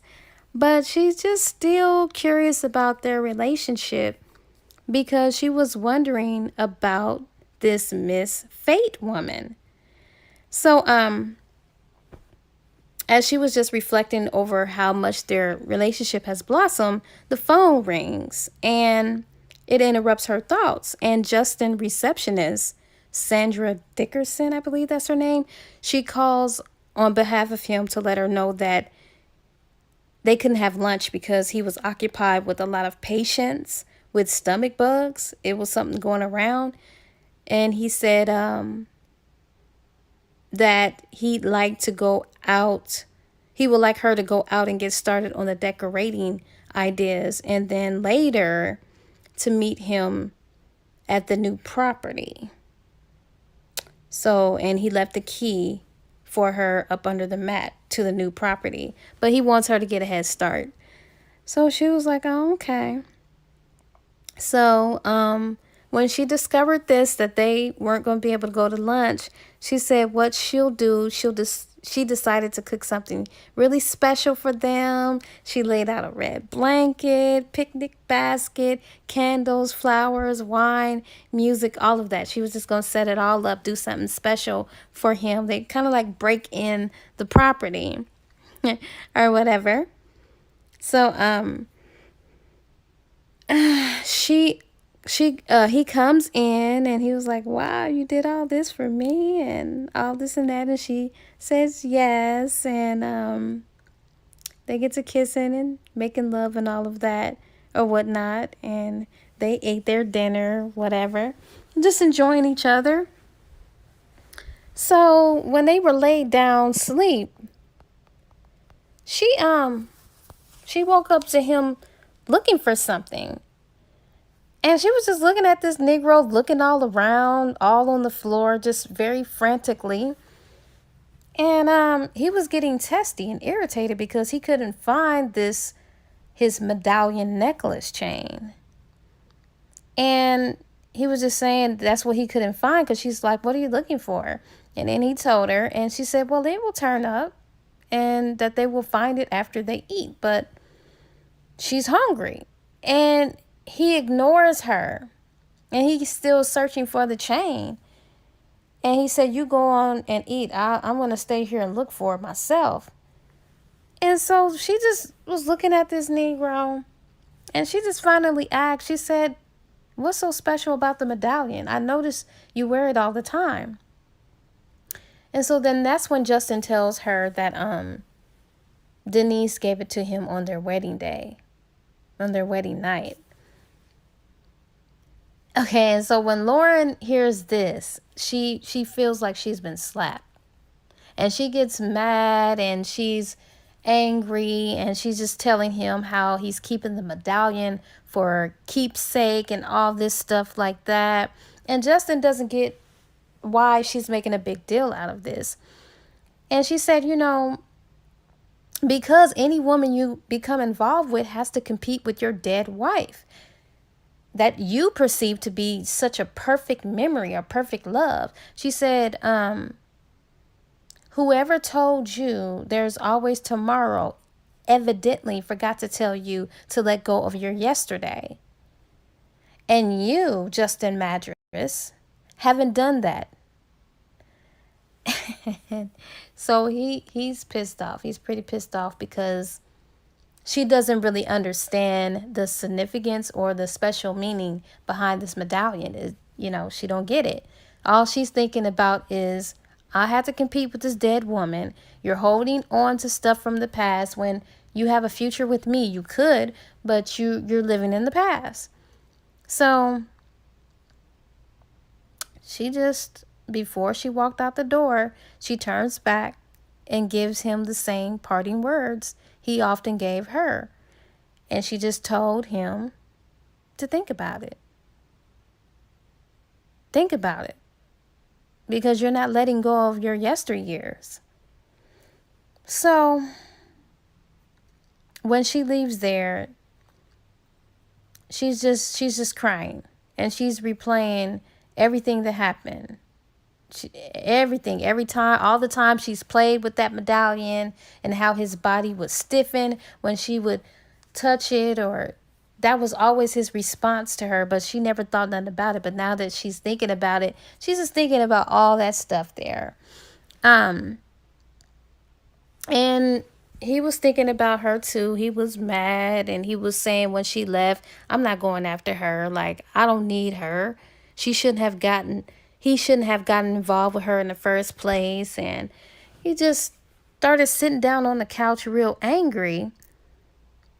And he was just debating with his thoughts. And in the midst of him doing that, he spots the medallion coin necklace on the floor near his feet. And when he saw it, several emotions welled up in him as he looked at it.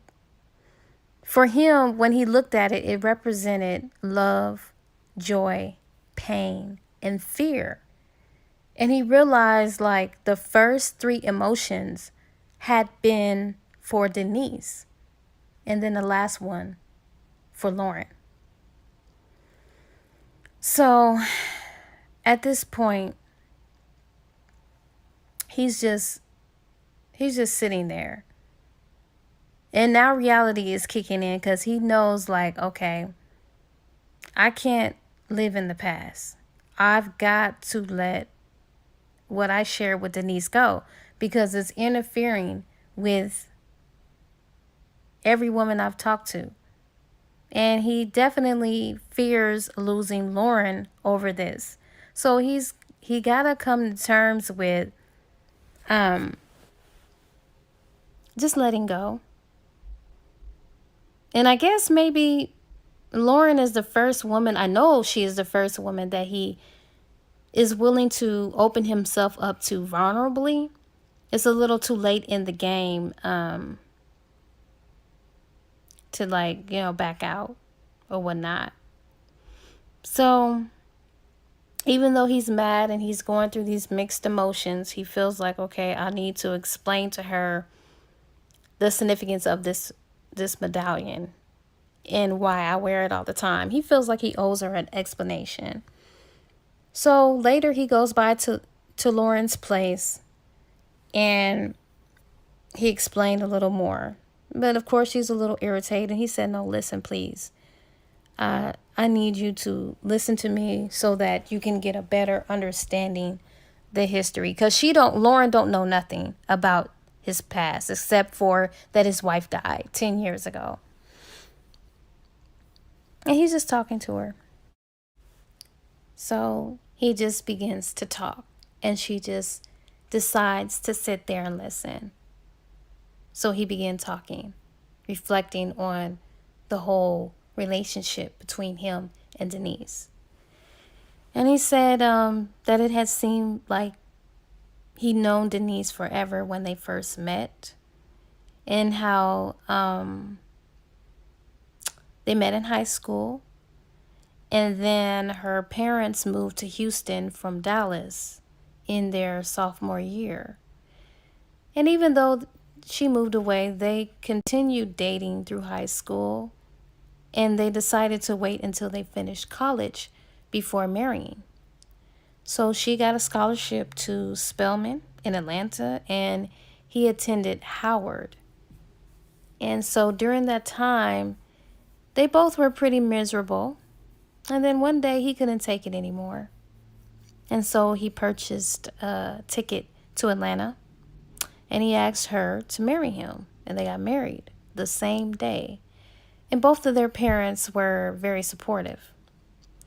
So Denise completed her semester at Spelman and then transferred to Howard with him. They got a small apartment near campus, and it was hard at first, but they had each other and plenty of love. She finished college and was working at an accounting firm when her headaches began. At first, they thought it was due to the result of stress because she was studying for an upcoming CPA exam. But when she started having dizzy spells, they became alarmed, and they had her checked by a doctor. And then this CAT scan revealed she had an inoperable brain tumor at the base of her brain. And was given less than 6 months to live. So he was saying for him and for both of them, it was a lifetime of happiness and dreams, only to be stuffed out in less than 6 months. So towards the end, she wanted to talk about life without her, but he couldn't do it. He just couldn't. And for the first time in his life, he felt completely helpless. And with all his medical knowledge, he couldn't do anything to prevent the inevitable. And he felt like he failed her. And he even questioned if he wanted to continue in medical school and continue on in the medical field. But Denise refused to let him blame himself and give up. And she said life was too short for regrets. So a part of him kept hoping and praying. And deep down, she understood what he was going through. The only thing she requested was that she takes her last breath at home with him instead of the hospital during her last days. So that wish was granted, and then her body started to be weak. It kept getting weaker and weaker until eventually it weakened, and the chemo pretty much took her down through there. But in spite of that, she was still in good spirits until the very end. And towards the end, they spent their last days and nights alone, and they wanted it that way. And thankfully, their families understood. And she died one night while he held her in his arms. And with the very last breath and strength of her, she clutched the medallion and held it in the palm of her hands. And when I read that, I was gone. I was literally crying. I was literally crying my eyes out because I said, this is so freaking sad. Like, I couldn't even take it. So Lauren, she's just in tears, and she felt heartsick. And she didn't say anything. She just kept listening to him. And he was just saying that losing Denise was the hardest thing he'd ever gone through. And he said that they shared so much and he felt so lost. And Justin said he never thought that the void he felt could be filled. But he said that Lauren is doing it. And he was just telling her that he couldn't make any promises about anything right now. And she lost it. And she realized in that moment, after hearing his explanation of the medallion and the history of it all, she realized how selfish and stupid that was of her to be angry. And after hearing his story, and her love for him just went through the roof. And it gave her strength to accept things as they were for now. And she could only pray that one day things would change. And it was very possible that the only woman he could ever be capable of loving died 10 years ago. So she was trying to be the bigger person. And she realized, okay, that's such a beautiful story. I'm willing to just take a chance with this man that I love. So she asks, Justin, asks her, where do we go from here? And she just smiles. And she said, did you find your medallion necklace? And Justin says, yes, he did.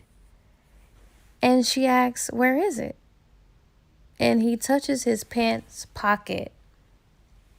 And so when he does that, she steps closer to him and she reaches in his pocket, pulling out his medallion, accepting the reason it was so special to him. She stood on her tiptoe and placed it around his neck and said, now it's back where it belongs until you decide differently. When she did that, I was so proud of her. I was like, you better go, girl. Like, that really showed your integrity and your maturity and your growth. And when she did that, his heart just really melted because that meant everything to him, that she felt like what he was saying was heartfelt and just gave him the choice to decide. So next it skips to them being invited to this brunch get together. Now I believe the person who invited him was this deputy sheriff named Rod. He invited them, and as they're at the brunch or whatnot, he notices that it was almost 3 and that the festival dance started at 4. And so he asked her, did she want to hang around until then? And she says no. And he asks, well, where would you like to go? And she says, with a smile, that she wanted to go to Pat's bookstore. And he said, Pat's bookstore? Well, why? And she started smiling and she says her books are arriving today. So he was like, okay, well then, by all means, let's go check this out, Miss Famous Author. So they're walking hand in hand without a care in the world. And then this short, bald man runs up to Justin, and he's calling Justin's name. He was like, yoo-hoo, Dr. Madras. And Justin turns around. He says, hello, Mr. Coleman. And then Justin introduced Coleman and Lauren, and he said, what can I do for you? And so the guy, he wants to obviously speak to Justin alone in private. So Justin excused himself and he goes over and kisses Lauren and says, I'll be right back. And she said, well, just take your time. I'm going to go over here to this art shop. He said, don't be over there for too long. And so they depart and he sees what the guy wants. So as Lauren is at this art shop, she hears a voice say to her from behind, hello, Lauren. It's been a while. How have you been? And it was her ex-husband, Scott, the man who caused her so much heartache, shame, misery, and pain. And she says, what are you doing here? Because Scott is supposed to be in California. So she was like, what are you doing here? Now, Scott Howard, he was just under 6 feet tall. And he had lost a few pounds since she last seen him. But other than that, she said he looks the same and he still was a handsome man or whatever. And she's sure that other women would have found him attractive with his golden brown colored eyes, his strong jawline and a cleft in his chin. He was just cute or whatnot. But to her surprise, when she looked at him, she was like, ew, he's not even attractive. Like, I'm not even attracted to him. So she was like, so what are you doing here? And he says, I was hoping that we could talk. And Lauren was like, well, there's nothing to say nor talk about. So I don't understand. You're the one who left me scarred and battered. So I don't understand. Like, no. And so he was like, yeah, I do understand, and that's why I'm here, and I want to apologize for the ill words and treatment and that I gave you, and I want to work things out if you give me another chance. And how he misses her and he regrets treating her that way, and if he had a chance, he would do it better. And so she says, no, and I mean it, and goodbye. And so he looked at her and then he started walking off. And she waited. She watched to make sure that he left in the crowd or whatnot. And then Justin interrupts her and asks if she sees anything she liked. And she was like, what? And he said, did you see anything you like? What's wrong? He could tell like her mood had changed. And because she was shaking too. And she was contemplating whether or not she should tell Justin that she just ran into Scott, but She said, "Nah, I'm not gonna tell him. I'm gonna keep that to myself." And so she just plays it off, and she said, "No, I don't see anything that I like." And then he asks, "Well, are you ready to go to the bookstore?" And she smiles and says, "Yeah, let's go." So they had a long evening or whatever, and he can tell, like, during the night and during the rest of the day, he could tell like something had changed in her attitude. He didn't know what it was, and he didn't want to pressure her to talk about what was bothering her because she was just unusually quiet. So, he asked, he said, "A penny for your thoughts?" But she still refused to tell him what was really on her mind and what was really going on and what she was thinking about. And so she decides to just deflect and says that, "Oh, I'm just thinking about the incredible day that we shared and that we had and stuff like that." And so she asked him a question. She said, "Justin, can you tell me, how are you able to bounce back after suffering so much pain?" And he just thought for a long moment. He was just thinking for a long moment because he had became overcome with emotions.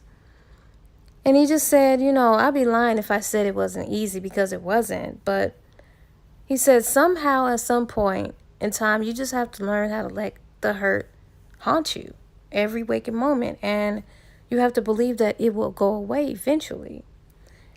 And then he said, and then pretty soon, you get tired of looking for answers that won't come. And you finally make up in your mind to leave things behind that you can't change. And so he said, you just concentrate on the things you can change, which is your future. And so after he answered that, she was like, she was just thinking in her head and wondering how long it would take her before she let the pain completely fade out of her body, out of her mind, out of her spirit, or whatnot. And she was wondering at what point would she stop looking for answers regarding to how badly Scott treated her. And so as she was thinking about this, Justin interrupts her thoughts and says, "Now that I got you right exactly where I want you, I have something I'd like to ask you." And so she says, "What?" And he said that he was going to Houston in a few days. And his mother is giving his baby sister a sweet 16 birthday party. And the whole entire family is going to be there. And he wanted to know if she could join him.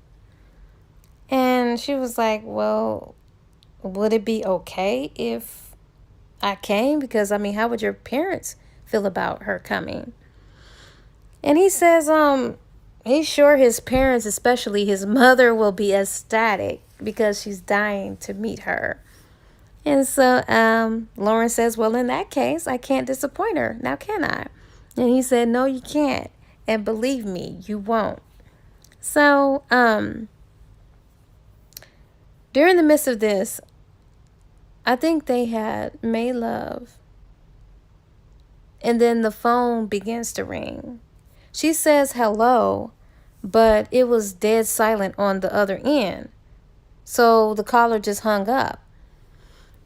And she was like wondering, like, who in the heck is that? But then she remembered, Scott is in town. That's a possibility that may be him. And so when Justin comes out of the shower, he asks, was it the wrong number or something? And she says she guessed. And Justin asked her if she's coming to bed yet. And she says yes, she thinks she will, because she tried to get the thoughts out of her head that could possibly be Scott calling on the phone or whatnot. So she decided to make love to Justin and, kind of ease her mind of that. So the next morning when she woke up, the sunshine is hitting her and the blinds and all of that is open, and she sees all this sun rays and stuff like that. And Justin, he had received an emergency phone call, so he had left that morning. And when she woke up, she notices that it was 11 o'clock. So She was about to get out of bed, but the phone rings. And she hurried and answered it because she was thinking that it possibly could be Mama Nora or it could be Justin calling. But when she said hello, it was her ex-husband. And he was saying, are you in a better mood to talk to me, sweetheart?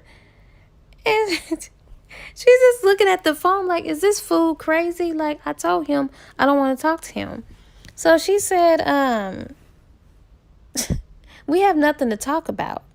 We have absolutely nothing to talk about. We're not getting back together. So why are you calling me? He just keeps saying how he wants another chance. He just wants another chance. Please give me another chance. And before he can do so any more begging, she hangs up in his face.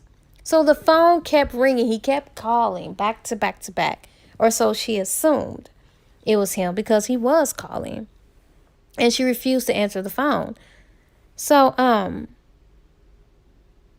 it stopped ringing. So she relaxed. And then she said, okay, finally he got the message. So she was heading to the bathroom, and then the phone rings again. So she was like, oh my Lord, I'm not going to answer that. I'm going to close the bathroom door and hop in the shower. So she took a long shower. And then while she goes down to the kitchen or whatnot, she heard a voice say, why didn't you answer the phone? She turns around at the kitchen counter and she saw Justin standing in the doorway.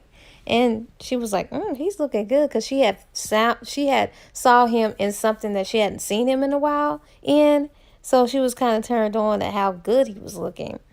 So, yeah, he walks over to her and he said, I've been trying to call a couple of times from the hospital.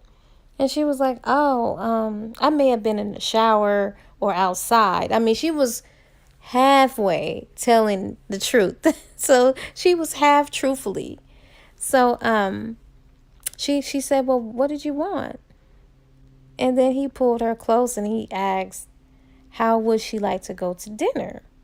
And she said, that would be really, really nice. I think I would really like that. And so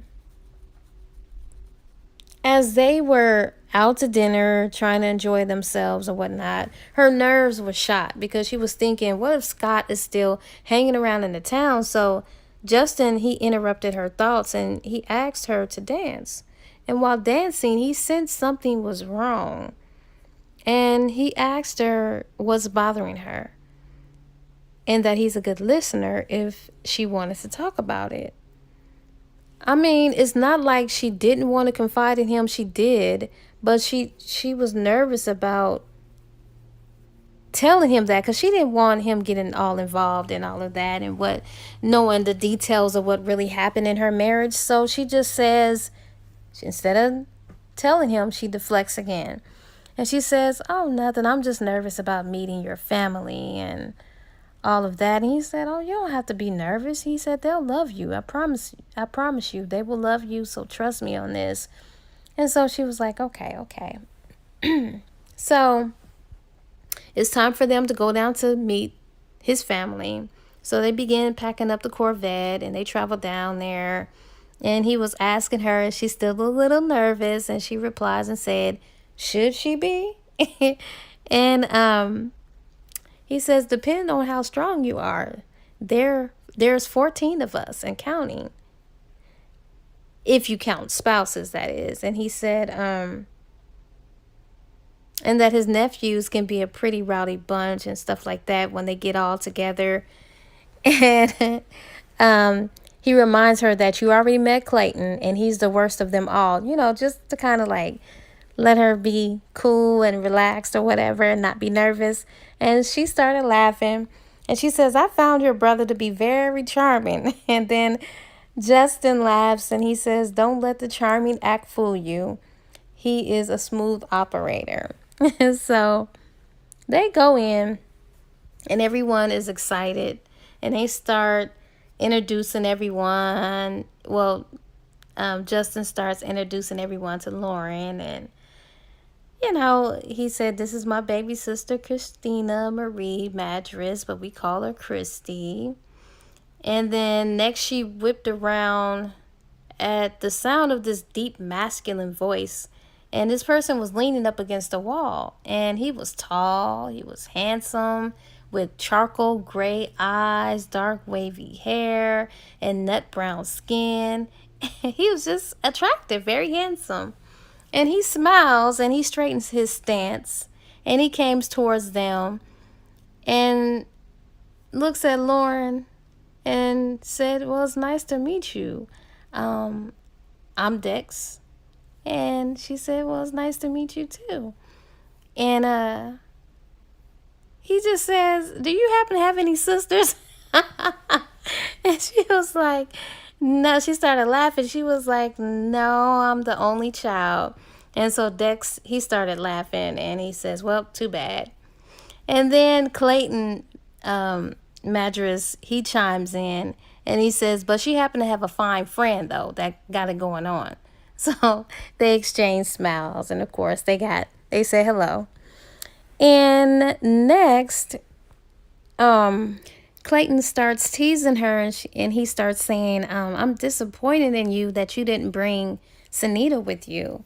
And so, Justin, he just lifted his eyes heavenward. And Lauren says, "Well, I'm sure you'll get over it." And then Justin added, "Where there's a woman concerned, you usually do." And Clayton, he just chuckled and said, "I don't know about all that, bro." And so Clayton says, "It was good to see you again, Lauren, and glad she can make it," and how she would bring beauty and warmth to the Dole family gathering as we celebrate the birthday of Milkman's kid. Now, when they say Milkman's kid, it's an inside joke to their baby sister, Christy, because she has this different color hair. It's kind of like a sandy brownish reddish type of hair color. So when Clayton says that, Justin and Dex started laughing at the statement, and Lauren replied that she thinks she was lost as to what was going on. And then Christy, she kind of like intervened and rescued her, and she said, don't worry about them, don't mind them." She was like, "The thing about me being a milkman's kid is the fact that they think because of my hair color that I'm adopted. But what they're forgetting is that their great grandmother also had reddish brown hair. So she inherited the color from her." And so Clayton starts laughing. He says, "Man, Christy, you've been saying that for years." And Dex, he kind of like playfully cuts in and says, "We don't want to upset the birthday girl too much, y'all. Chill out." And so Clayton asks Justin, have anyone told him about the date that Christy is going on later tonight? And before Justin could reply, Christy, she rushed in and she said, "Hey, the rest of the family is waiting on us in the den. They can't wait to meet you, Lauren." And so Lauren laughs. And then moments later, she feels at home. And she's kind of like overwhelmed by the friendliness of his family. So she was fitting right in. And then when they went down there, I guess to the den area, his father, she sees his father and how he's just a larger model of Justin. And he came over and gave her a hug as if she were family. And then his mother was an elegant looking petite woman with dark hair, charcoal gray eyes, and she smiled with a genuine delight at meeting her. And now she figured out, like, okay, this is where Dex inherited his eye color from. So Marilyn Madras, she just gave her a warm gaze, and she said that she's glad that Justin brought her home to meet the family. And so Justin's other two sisters, Katie and Tracy, were very attractive and friendly, and they pulled her from their big brother's side the moment they were introduced. And they kind of like introduced her to their husbands and all of that. And all of them gave warm smiles and hellos. And so, they're just mingling or whatever. So Justin and his brothers, they're sitting around, they're playing cards at the table or whatnot. But Lauren and Justin's mother, they retired hours ago. And Dex says, he was saying to Justin, Lauren's a really nice girl. And Justin, he agreed. He was like, "Thanks, man." And so Dex asked, he was like, "Is there something they should know?" And he was like, "I don't. What do you mean?" He was like, if I remember correctly, you never brought a lady friend home since Denise died." And he said, although I've been in Australia for 2 years, I'm sure he would have knew about that by now. That's what he was saying. He said, so I ain't heard nothing, and I would have been and heard you bring a girl home, which I never heard. So what's up? Like, is there any meaning to this? And Justin, he was like, no, there's nothing to tell. She's just special. And so, Clayton's getting the kick out of this. And he was just sitting over there and he was just smiling. He had this grin on his face and he adds his 2 cents and he said, special as in marriage. And Justin just gave him a hard glare and said, special as in special, Clayton. Don't read too more into that. And he said, Lauren's been married before and the experience wasn't good and it left her with deep scars. And so Dex, he was like, I know how that can be. Then Justin just looked long and steady at his brother, Dex, and he says, well, have you tried to contact Caitlin since you've been back in the States? And Dex said no, he hasn't, and that he doesn't intend on it because Caitlin made it clear that their marriage was over then and it's still over now. So why not? I mean, why would I contact her? Or why would I expect her to contact me or us have any interactions? So he just left it alone. He was like, oh, okay. So then it was time for the whole Madras clan to dine at the restaurant. And they also wanted to drill their baby sister's date, whose name was Michael, because they had plans to go see a movie with a bunch of other friends outside of their family birthday party. And so they was just grilling him and all of that, just trying to make sure that he knew that, hey, if you try anything funny, you got all of us 3 brothers to deal with. So, but nonetheless, they really liked the dude or whatnot. And so they returned from their family outing or whatever. And Justin and his brothers, they decided that they wanted to go play cards. And then some of the kids, they watched some Disney movies. And the women, they kind of sat and discussed trends and fashion, movies, and topics of feminine interest. So it was getting late and they all had plans to hang out the next day. And then afterwards, Justin and Lauren are to return back to Ennis. But it was getting late, so they needed to rest up from that whole eventful day that they had because it was going to continue tomorrow.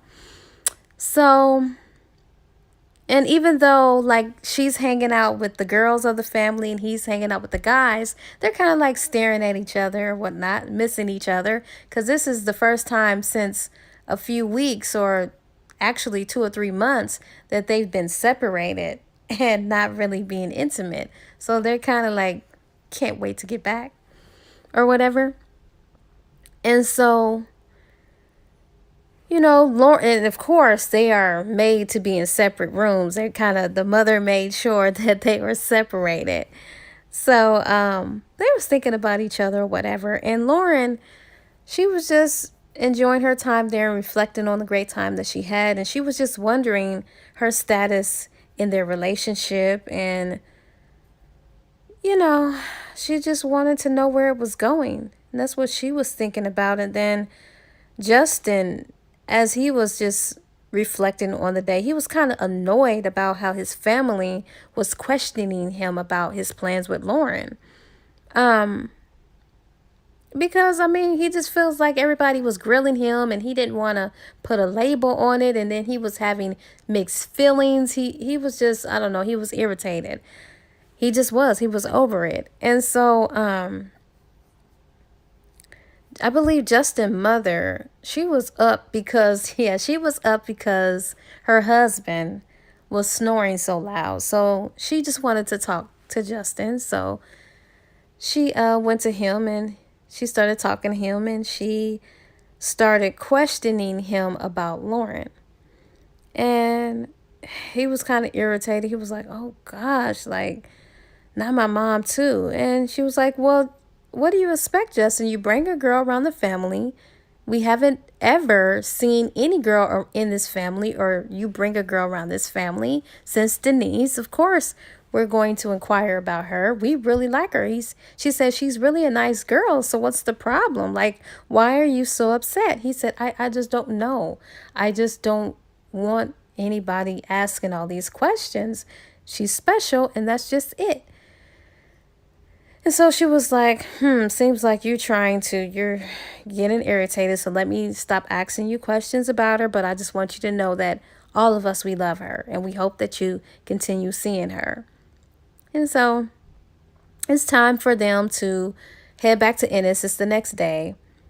And when they were on their way back to Ennis, Justin, he was just in his head. He was a little irritated, and then he was mad because they weren't making love.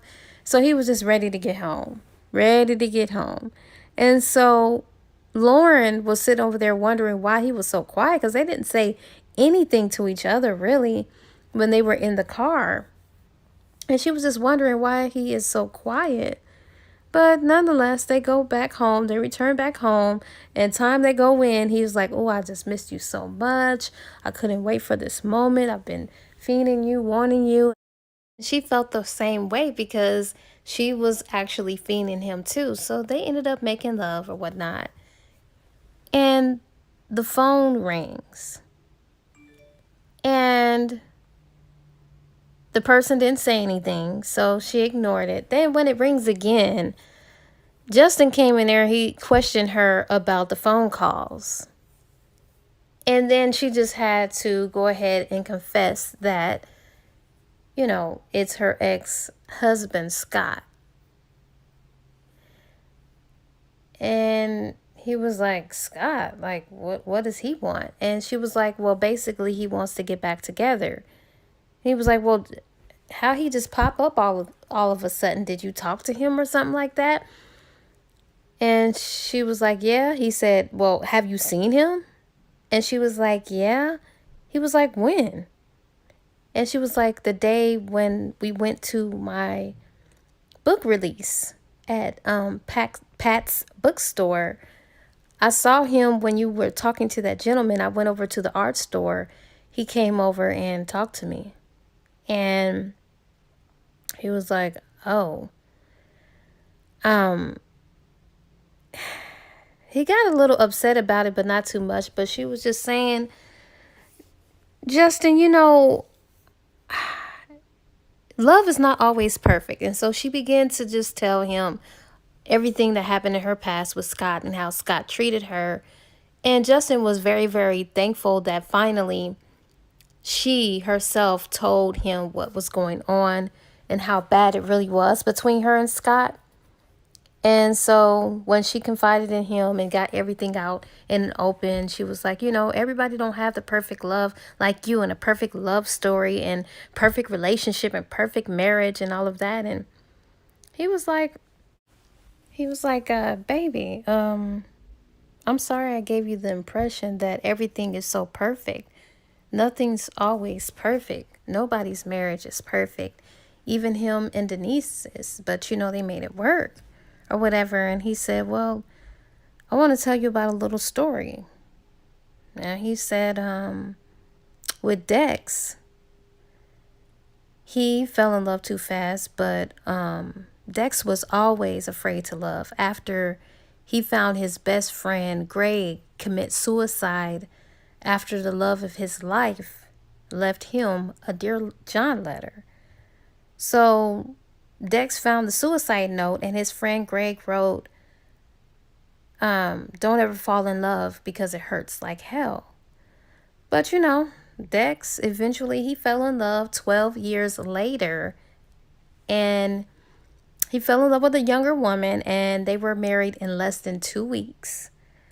Now, Dex's job sent him to work in Australia for 2 years, and Caitlin was to join him. And instead of joining him, she wrote him a Dear John letter along with divorce papers and the wedding ring. So, yeah. And she was like, oh, I'm so sorry to hear that. That's horrible. And he was like, yeah, so I mean, love is not what you think. It's not always perfect. She was like, well, yeah. Well, I appreciate you for sharing that with me. And she'll just try to relax a little bit. And she said she's sorry she lashed out on him. So Justin just reassured her. He said, it'll be okay. And he said, I can make sure that Scott stays away from you and stop harassing you, because he knows a deputy officer named Rod. And so if you want me to contact him, just say the word. And she was like, well, okay, that'll be nice. Yeah, do that, because I don't want him to call anymore. So he was like, great. So he went by there, and he was talking to Officer Rod. And the officer was like, well, do you know why he's here? Why is he harassing her? And Justin was telling him that something about him wanting to get back with her or whatnot. So Rod went to go find him, because it's a small town, and it ain't but one rental car going around. So he was able to find him and contact him and tell him that he's no longer welcomed in Ennis and he needs to leave or whatnot. So after that, he gave Lauren an update as far as her ex-husband, and she was like, oh, so are you sure he's gone? And he was like, yeah, in fact, he voluntarily agreed to leave town. And Lauren was like, what? Wow, that don't even sound like him, but okay. She was in shock, but she said, I'm going to still remain on alert. And he said, don't worry about it. It's all taken care of. You won't be seeing him anymore. And she was like, well, thank you. But Justin wanted to talk to the deputy alone. And he just wanted to get some real answers, because he just couldn't believe that somebody could just walk away like that. And Officer or Sheriff Rod, he was saying that he talked to Scott for over an hour. And he said that he came back to Ennis to try to win Lauren back. And when he realized she didn't want him, he gave up. He gave up, and he said that he had no real intention to kind of upset her with the excessive calling and stuff like that. And he just didn't know how to take a loss.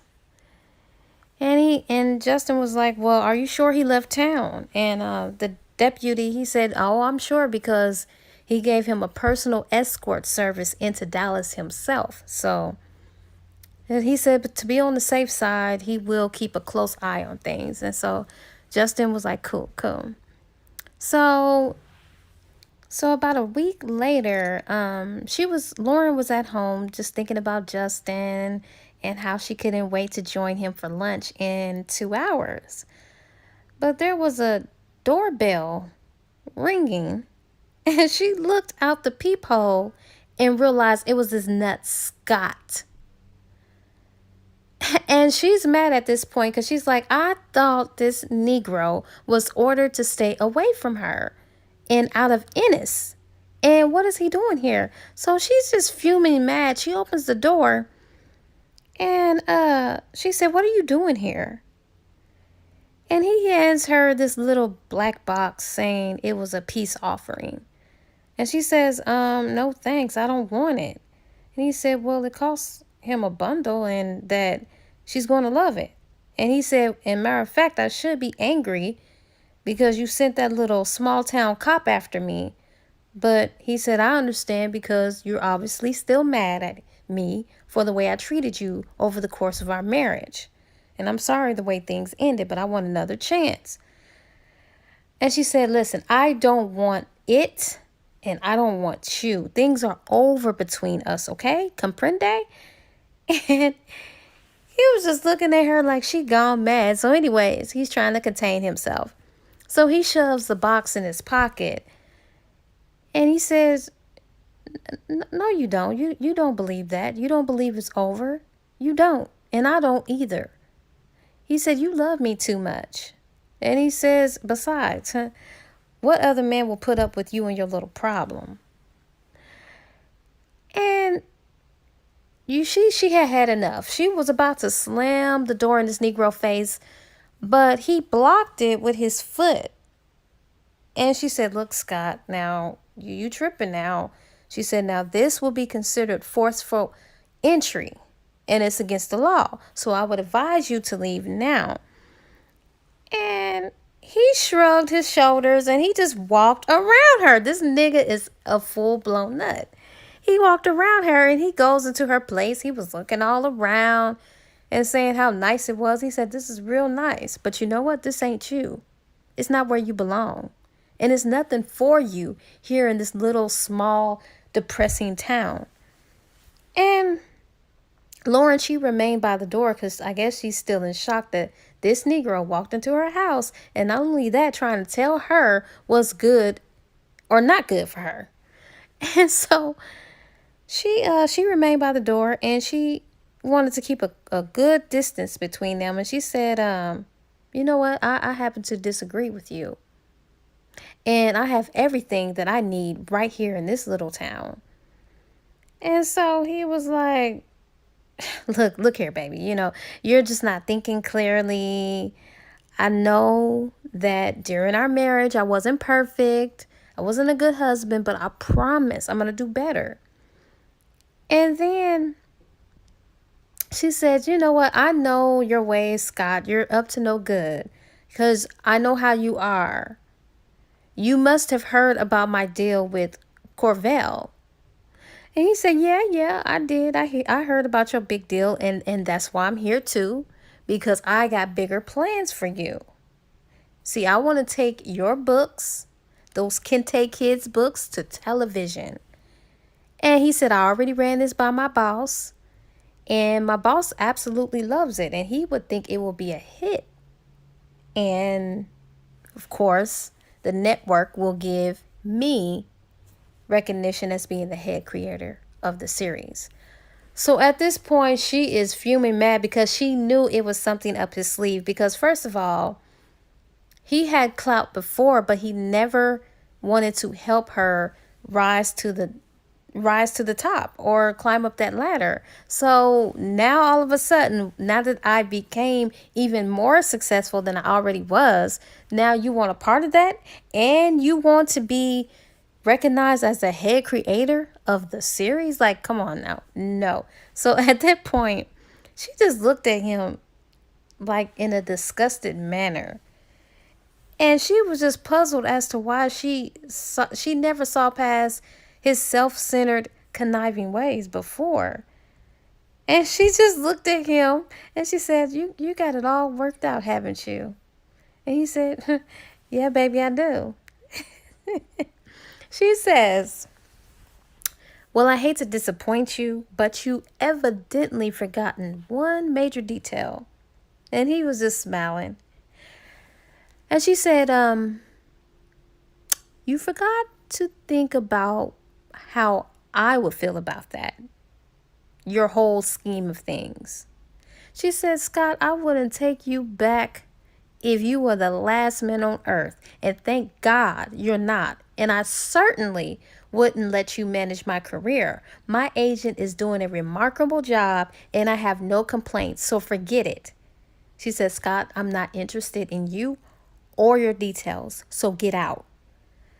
And when she said that, because I guess he was expecting a different answer, something cold flashed in his eyes, and his lip drew back in a snarl, and he took one step towards her, and he said, why, you little... But he couldn't finish because Justin came, and he said, don't you even think about touching her. And Scott looked at him. He said, well, just who the hell you think you are? Who are you? Who the hell are you? So Justin, he just ignored him, and he went right to Lauren, and he put his arm securely around her waist, and he asked Lauren, are you fine? And she said, yeah, I'm fine. And then Justin, he cuts in. He says, now wait a minute, you can't be coming in between me and my wife. And Scott became so annoyed because, first of all, he said, don't you ever refer to her as your wife. She was and still is too good for you. And then Scott, he just started laughing viciously. And he sneered and he said, too good for me. He said, is that what you think about this cold, empty woman standing right next to you? Boy, you are in for a surprise. She's nothing but a beautiful shell. So Justin took a step forward and said, he put his hand back like he was about to punch him, but Deputy Rod, Rod Clark came walking in. He started yelling. He was like, all right, everybody, that's enough. And he first looked at Justin and he said, I'm going to have to give you a ticket for speeding. Okay. You were doing about every bit of 90 in that Corvette to get here. And then he turned his attention to the other man, which was Mr. Howard. He said, evidently, you don't understand simple English. I thought I made myself clear just a few days ago that you weren't welcome in Ennis. And so Scott, he shrugged his shoulders and he said, well, this is a free country, Sheriff, and I can do what I want to do when I want to do it, and I can go anywhere I daggum please. And Rod, he just squinted like, this nigga, do he know who he talking to? I'm the sheriff. And he just looked up at the ceiling for a moment. Then he looked at Scott again and said, not in my town. And not when it involves harassing one of the citizens I'm duty bound to protect. So Rod turned, he said, I'm through with this nigga. Lauren, just say the word. Tell me how you want me to handle this, and I will give you my word that Mr. Howard would be a guest for a few days in Ennis Park Suite Jail, cell number 10. And so Lauren, she was like, he's leaving, Rod. That won't be necessary. Just, he's leaving. And she said, I think Scott realized there's nothing here in Ennis for him. Did she make herself clear? And does he understand what she's saying? And he just glared at everybody, and he says he understands.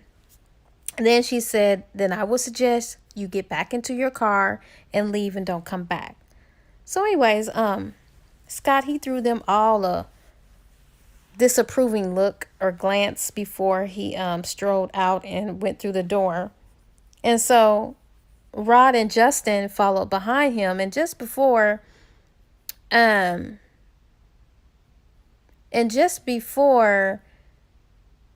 Scott was about to step down, he whispered to Justin, and he says, man, if you're thinking about making her your woman, you're making a big mistake, because she ain't worth an effort in bed.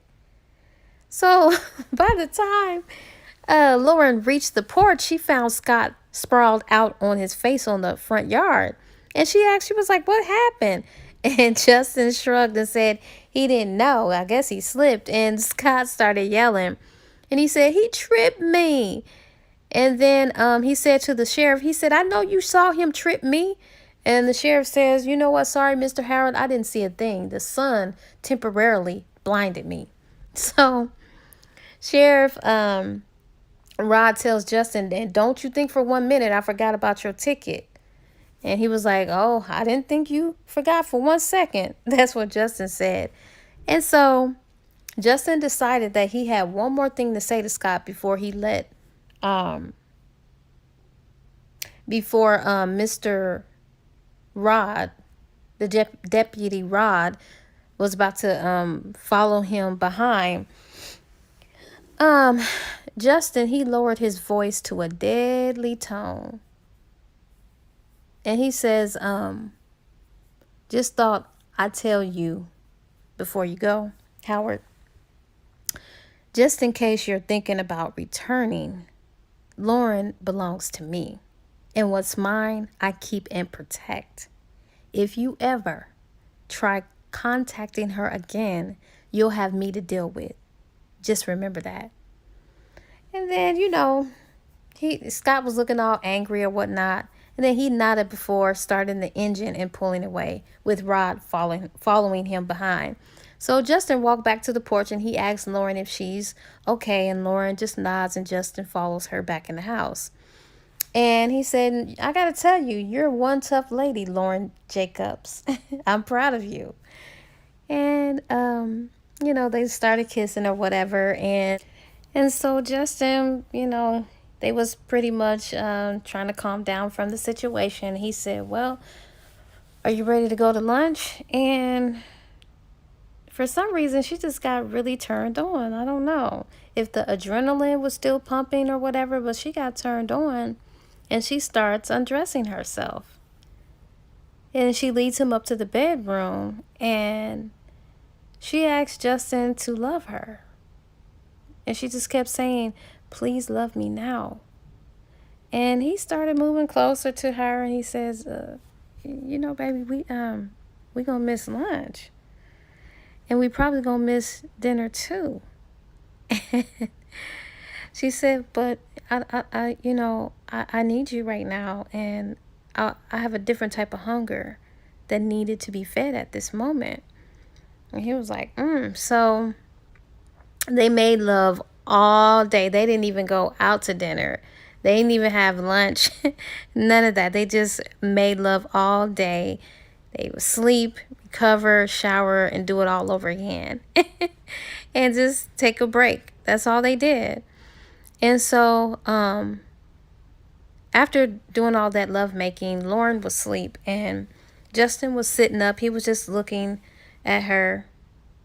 And he had come to the terms with the fact that he loved Lauren. And he realized that she was the woman of his fate. He come to terms with that. And he also came to terms with, okay, I need to let go of Denise. He was going to let her go. He did. But also another emotion that he was feeling was he felt this ice cold fear, and he was scared. He was scared to death. He was scared to lose her. He was scared and frightened to experience more pain, and he wasn't sure he was ready to give his heart up again. So he was just confused because, to give his heart, he knew that he had to give it totally and completely. And so he's just coming to terms with this reality, and it's all punching him. And he's coming face to face with this. And he was thinking about what he's been saying to himself and his family over the past 10 years. And he started replaying everything he said, like he'd remarry in a heartbeat if the right woman came along. And he was just replaying everything. And he was like, okay, it's time to face the music. I did say all these things. I meant all those things. This is reality. It's smacking me dead in the face. But I'm scared. But I know that I'm ready to let Denise go. And to his surprise, he took off the necklace. He took off the medallion.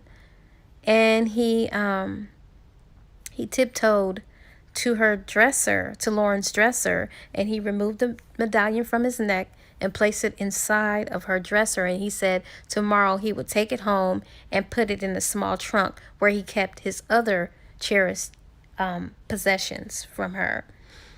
So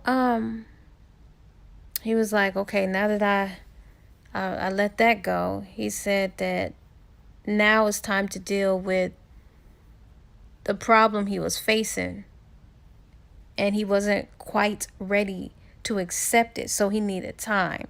So that's when he started avoiding Lauren. He didn't call her. He wouldn't go out to dinner with her, and Lauren was like, what is going on with him? Like, he's been MIA for a whole week. And so when Sunita came down to visit, of course, the first thing she asked was, where was Justin? She said, I don't know. He's been avoiding me all week. And she was like, that's strange. Maybe he's scared. Maybe he has cold feet. You know how guys are. But of course, Lauren was like, no, he doesn't strike me as that type. Like, I guess I wasn't his Miss Fate. I guess he didn't really love me like he thought. So Sunita was just trying to encourage her. And then Lauren went to go talk to Mama Nora, and Mama Nora was just telling her, maybe that boy is scared, and perhaps you should go fight for him. You should fight for him. Fight for the love and the relationship. He's scared.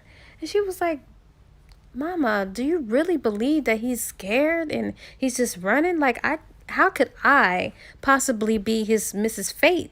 If I was his Mrs. Fate, he would be by my side. And Mama Nora was just saying, girl, if you don't go fight for that man, he's scared. So she was like, all right, well, thank you for your advice. So one day when she goes home, she was looking for an envelope that she was going to mail to her agent.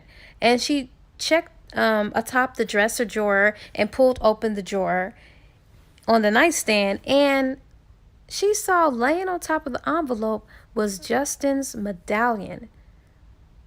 And remember when she told him, I'll wait till you're ready. And when you decide that you want to take it off and you'll be done with it, you'll be done with it. And here it is. And she was like, oh my gosh, did he just leave a sign? Maybe this is a sign that I am his Mrs. Fate, because here is his medallion and he don't never take it off. He would have to physically take it off. So she knew it wasn't by no accident. So she started thinking about that. So Justin, he pays his brothers a visit. And it was like, man, what's going on? And they asked about Lauren. And of course, he said, we're not seeing each other anymore. And it was like, what? And he was like, yeah, no, we're not seeing each other anymore. He was like, man, you crazy. Like, why? He was just saying, well, Lauren, she really didn't believe in love and all this and that, and how it just wouldn't have worked out. Like, why should he was just scared. Basically, he was saying, why should I fight for her? And she don't even believe in love and all this and that. And the brothers, they was like picking up on the fact that, Negro, you just scared. You got cold feet. Man, you better stop tripping. Lauren is an amazing woman. We like her. You tripping. You need to think about what you're doing, because you've been this way for 10 years. Like, come on, dude. Like, snap out of it. So he was thinking about it. So 3 days later, while he was at work, he decided that he had had enough. And he realized Lauren was the woman he dreamed of finding for those 10 long, lonely years. So while he was looking at his messages, he saw that Lauren had left him a message to meet him at the Taylor's Oak property at 4 o'clock. So he goes there. And she looks so stunning, like she's dressed up to go somewhere important. And so he comes in there and he said, hey, how you doing? I'm here.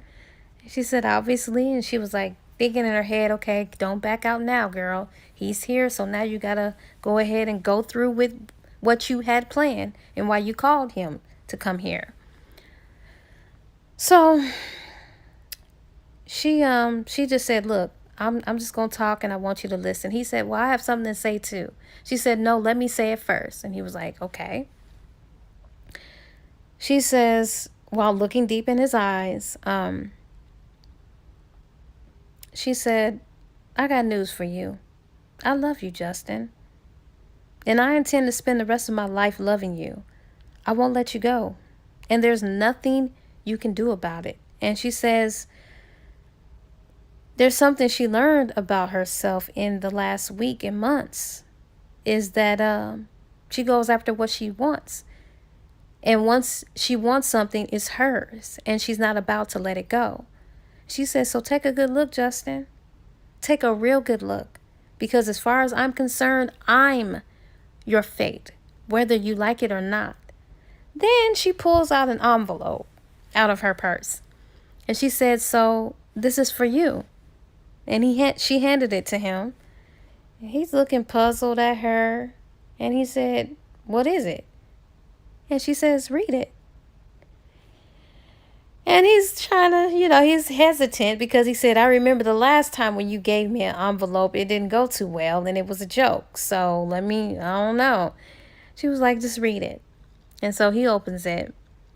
And he sees this elegantly designed card, and it read that he was invited to a wedding. Theirs. And he looked up and he was trying to make sure that it wasn't a joke. And he realized when he saw how serious she looked that she was not playing. So they went off to get married. And so I was kind of mad. I was kind of mad at that because I wanted him to be the one to confess his love or whatever. But it works out that they, at the same time, were going after each other. They both have had enough. But I just wish he would have asked her to marry him first. She kind of like asked him in so many words to marry her because she already had the marriage license and all of that stuff prepared for them to get married that day. So the next morning they wake up and they are officially Mr. and Mrs. Madras. And so he was curious. He said, I want to know how you pulled it off so quickly. And she said that Clayton was glad to help marry him off. And now he only had debts to deal with on the pain and suffering list. And then she said Clayton took care of everything, especially pulling the strings on the quickie marriage license. He had friends in high places who were willing to make a few exceptions here and there.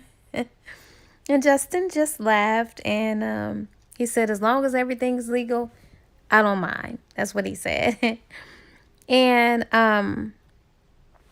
Lauren was just as surprised because he was coming there with every intention to marry her as well. So he had went out that day when he was at work and he decided he had enough. He had went out and purchased rings for them. So he had every intention to marry her. So yeah, he got her a big old rock. And they kind of like came together.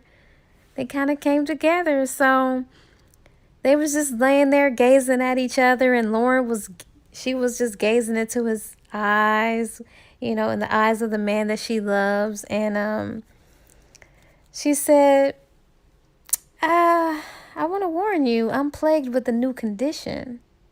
And Justin, he was like, oh. And he was like, and what condition is that? And she said, happyitis. Is there a cure? And he says, sweetheart, there's no cure for happyitis. While he was brushing his mouth against hers, and he said, it's terminal. And that was so cute. And then 1 year later, he was delivering their first child. And he was saying, relax and push. And she was like, you're doing good, honey. Push out the baby. And their first child is a girl. Finally, because his mother was wanting a granddaughter. So finally they have a girl in their bloodline. And she was such a beautiful little girl. And Justin, he just held his daughter. And he was grinning proudly at her while tears was misting in his eyes. And he placed the newborn on Lauren's chest. And he was just gazing down at his wife with the soft look of love. And he was looking at the baby as well, and he was like, well, have you decided on the name that you would like to call her? And Lauren's eyes had tears in them as she was holding the baby. And she said yes. And she smiled up at him and said, because I know our daughter will be a daddy's girl, it seems fitting to name her after you. Her first name will be Justina. And she said, and for the middle name, I want to name her after a person I've never met, but one I've grown to admire and respect. She's a person I owe a lot to for having a hand in making you the man you are today. I'll always be grateful to her for giving you a reason to believe in love and marriage, and for you caring enough to make me believe in them too. Her middle name will be Denise. Our daughter's name will be Justina Denise Mattress. When I read that, I started crying too. So Justin, he wiped the moisture from his eyes, and he just had tears of joy and happiness. He was like, thank you, baby, for proving there's always tomorrow. He knew his forever had begun the night he met his Mrs. Fate. And that's the end. I hope you guys enjoyed this long story. God bless. Bye-bye.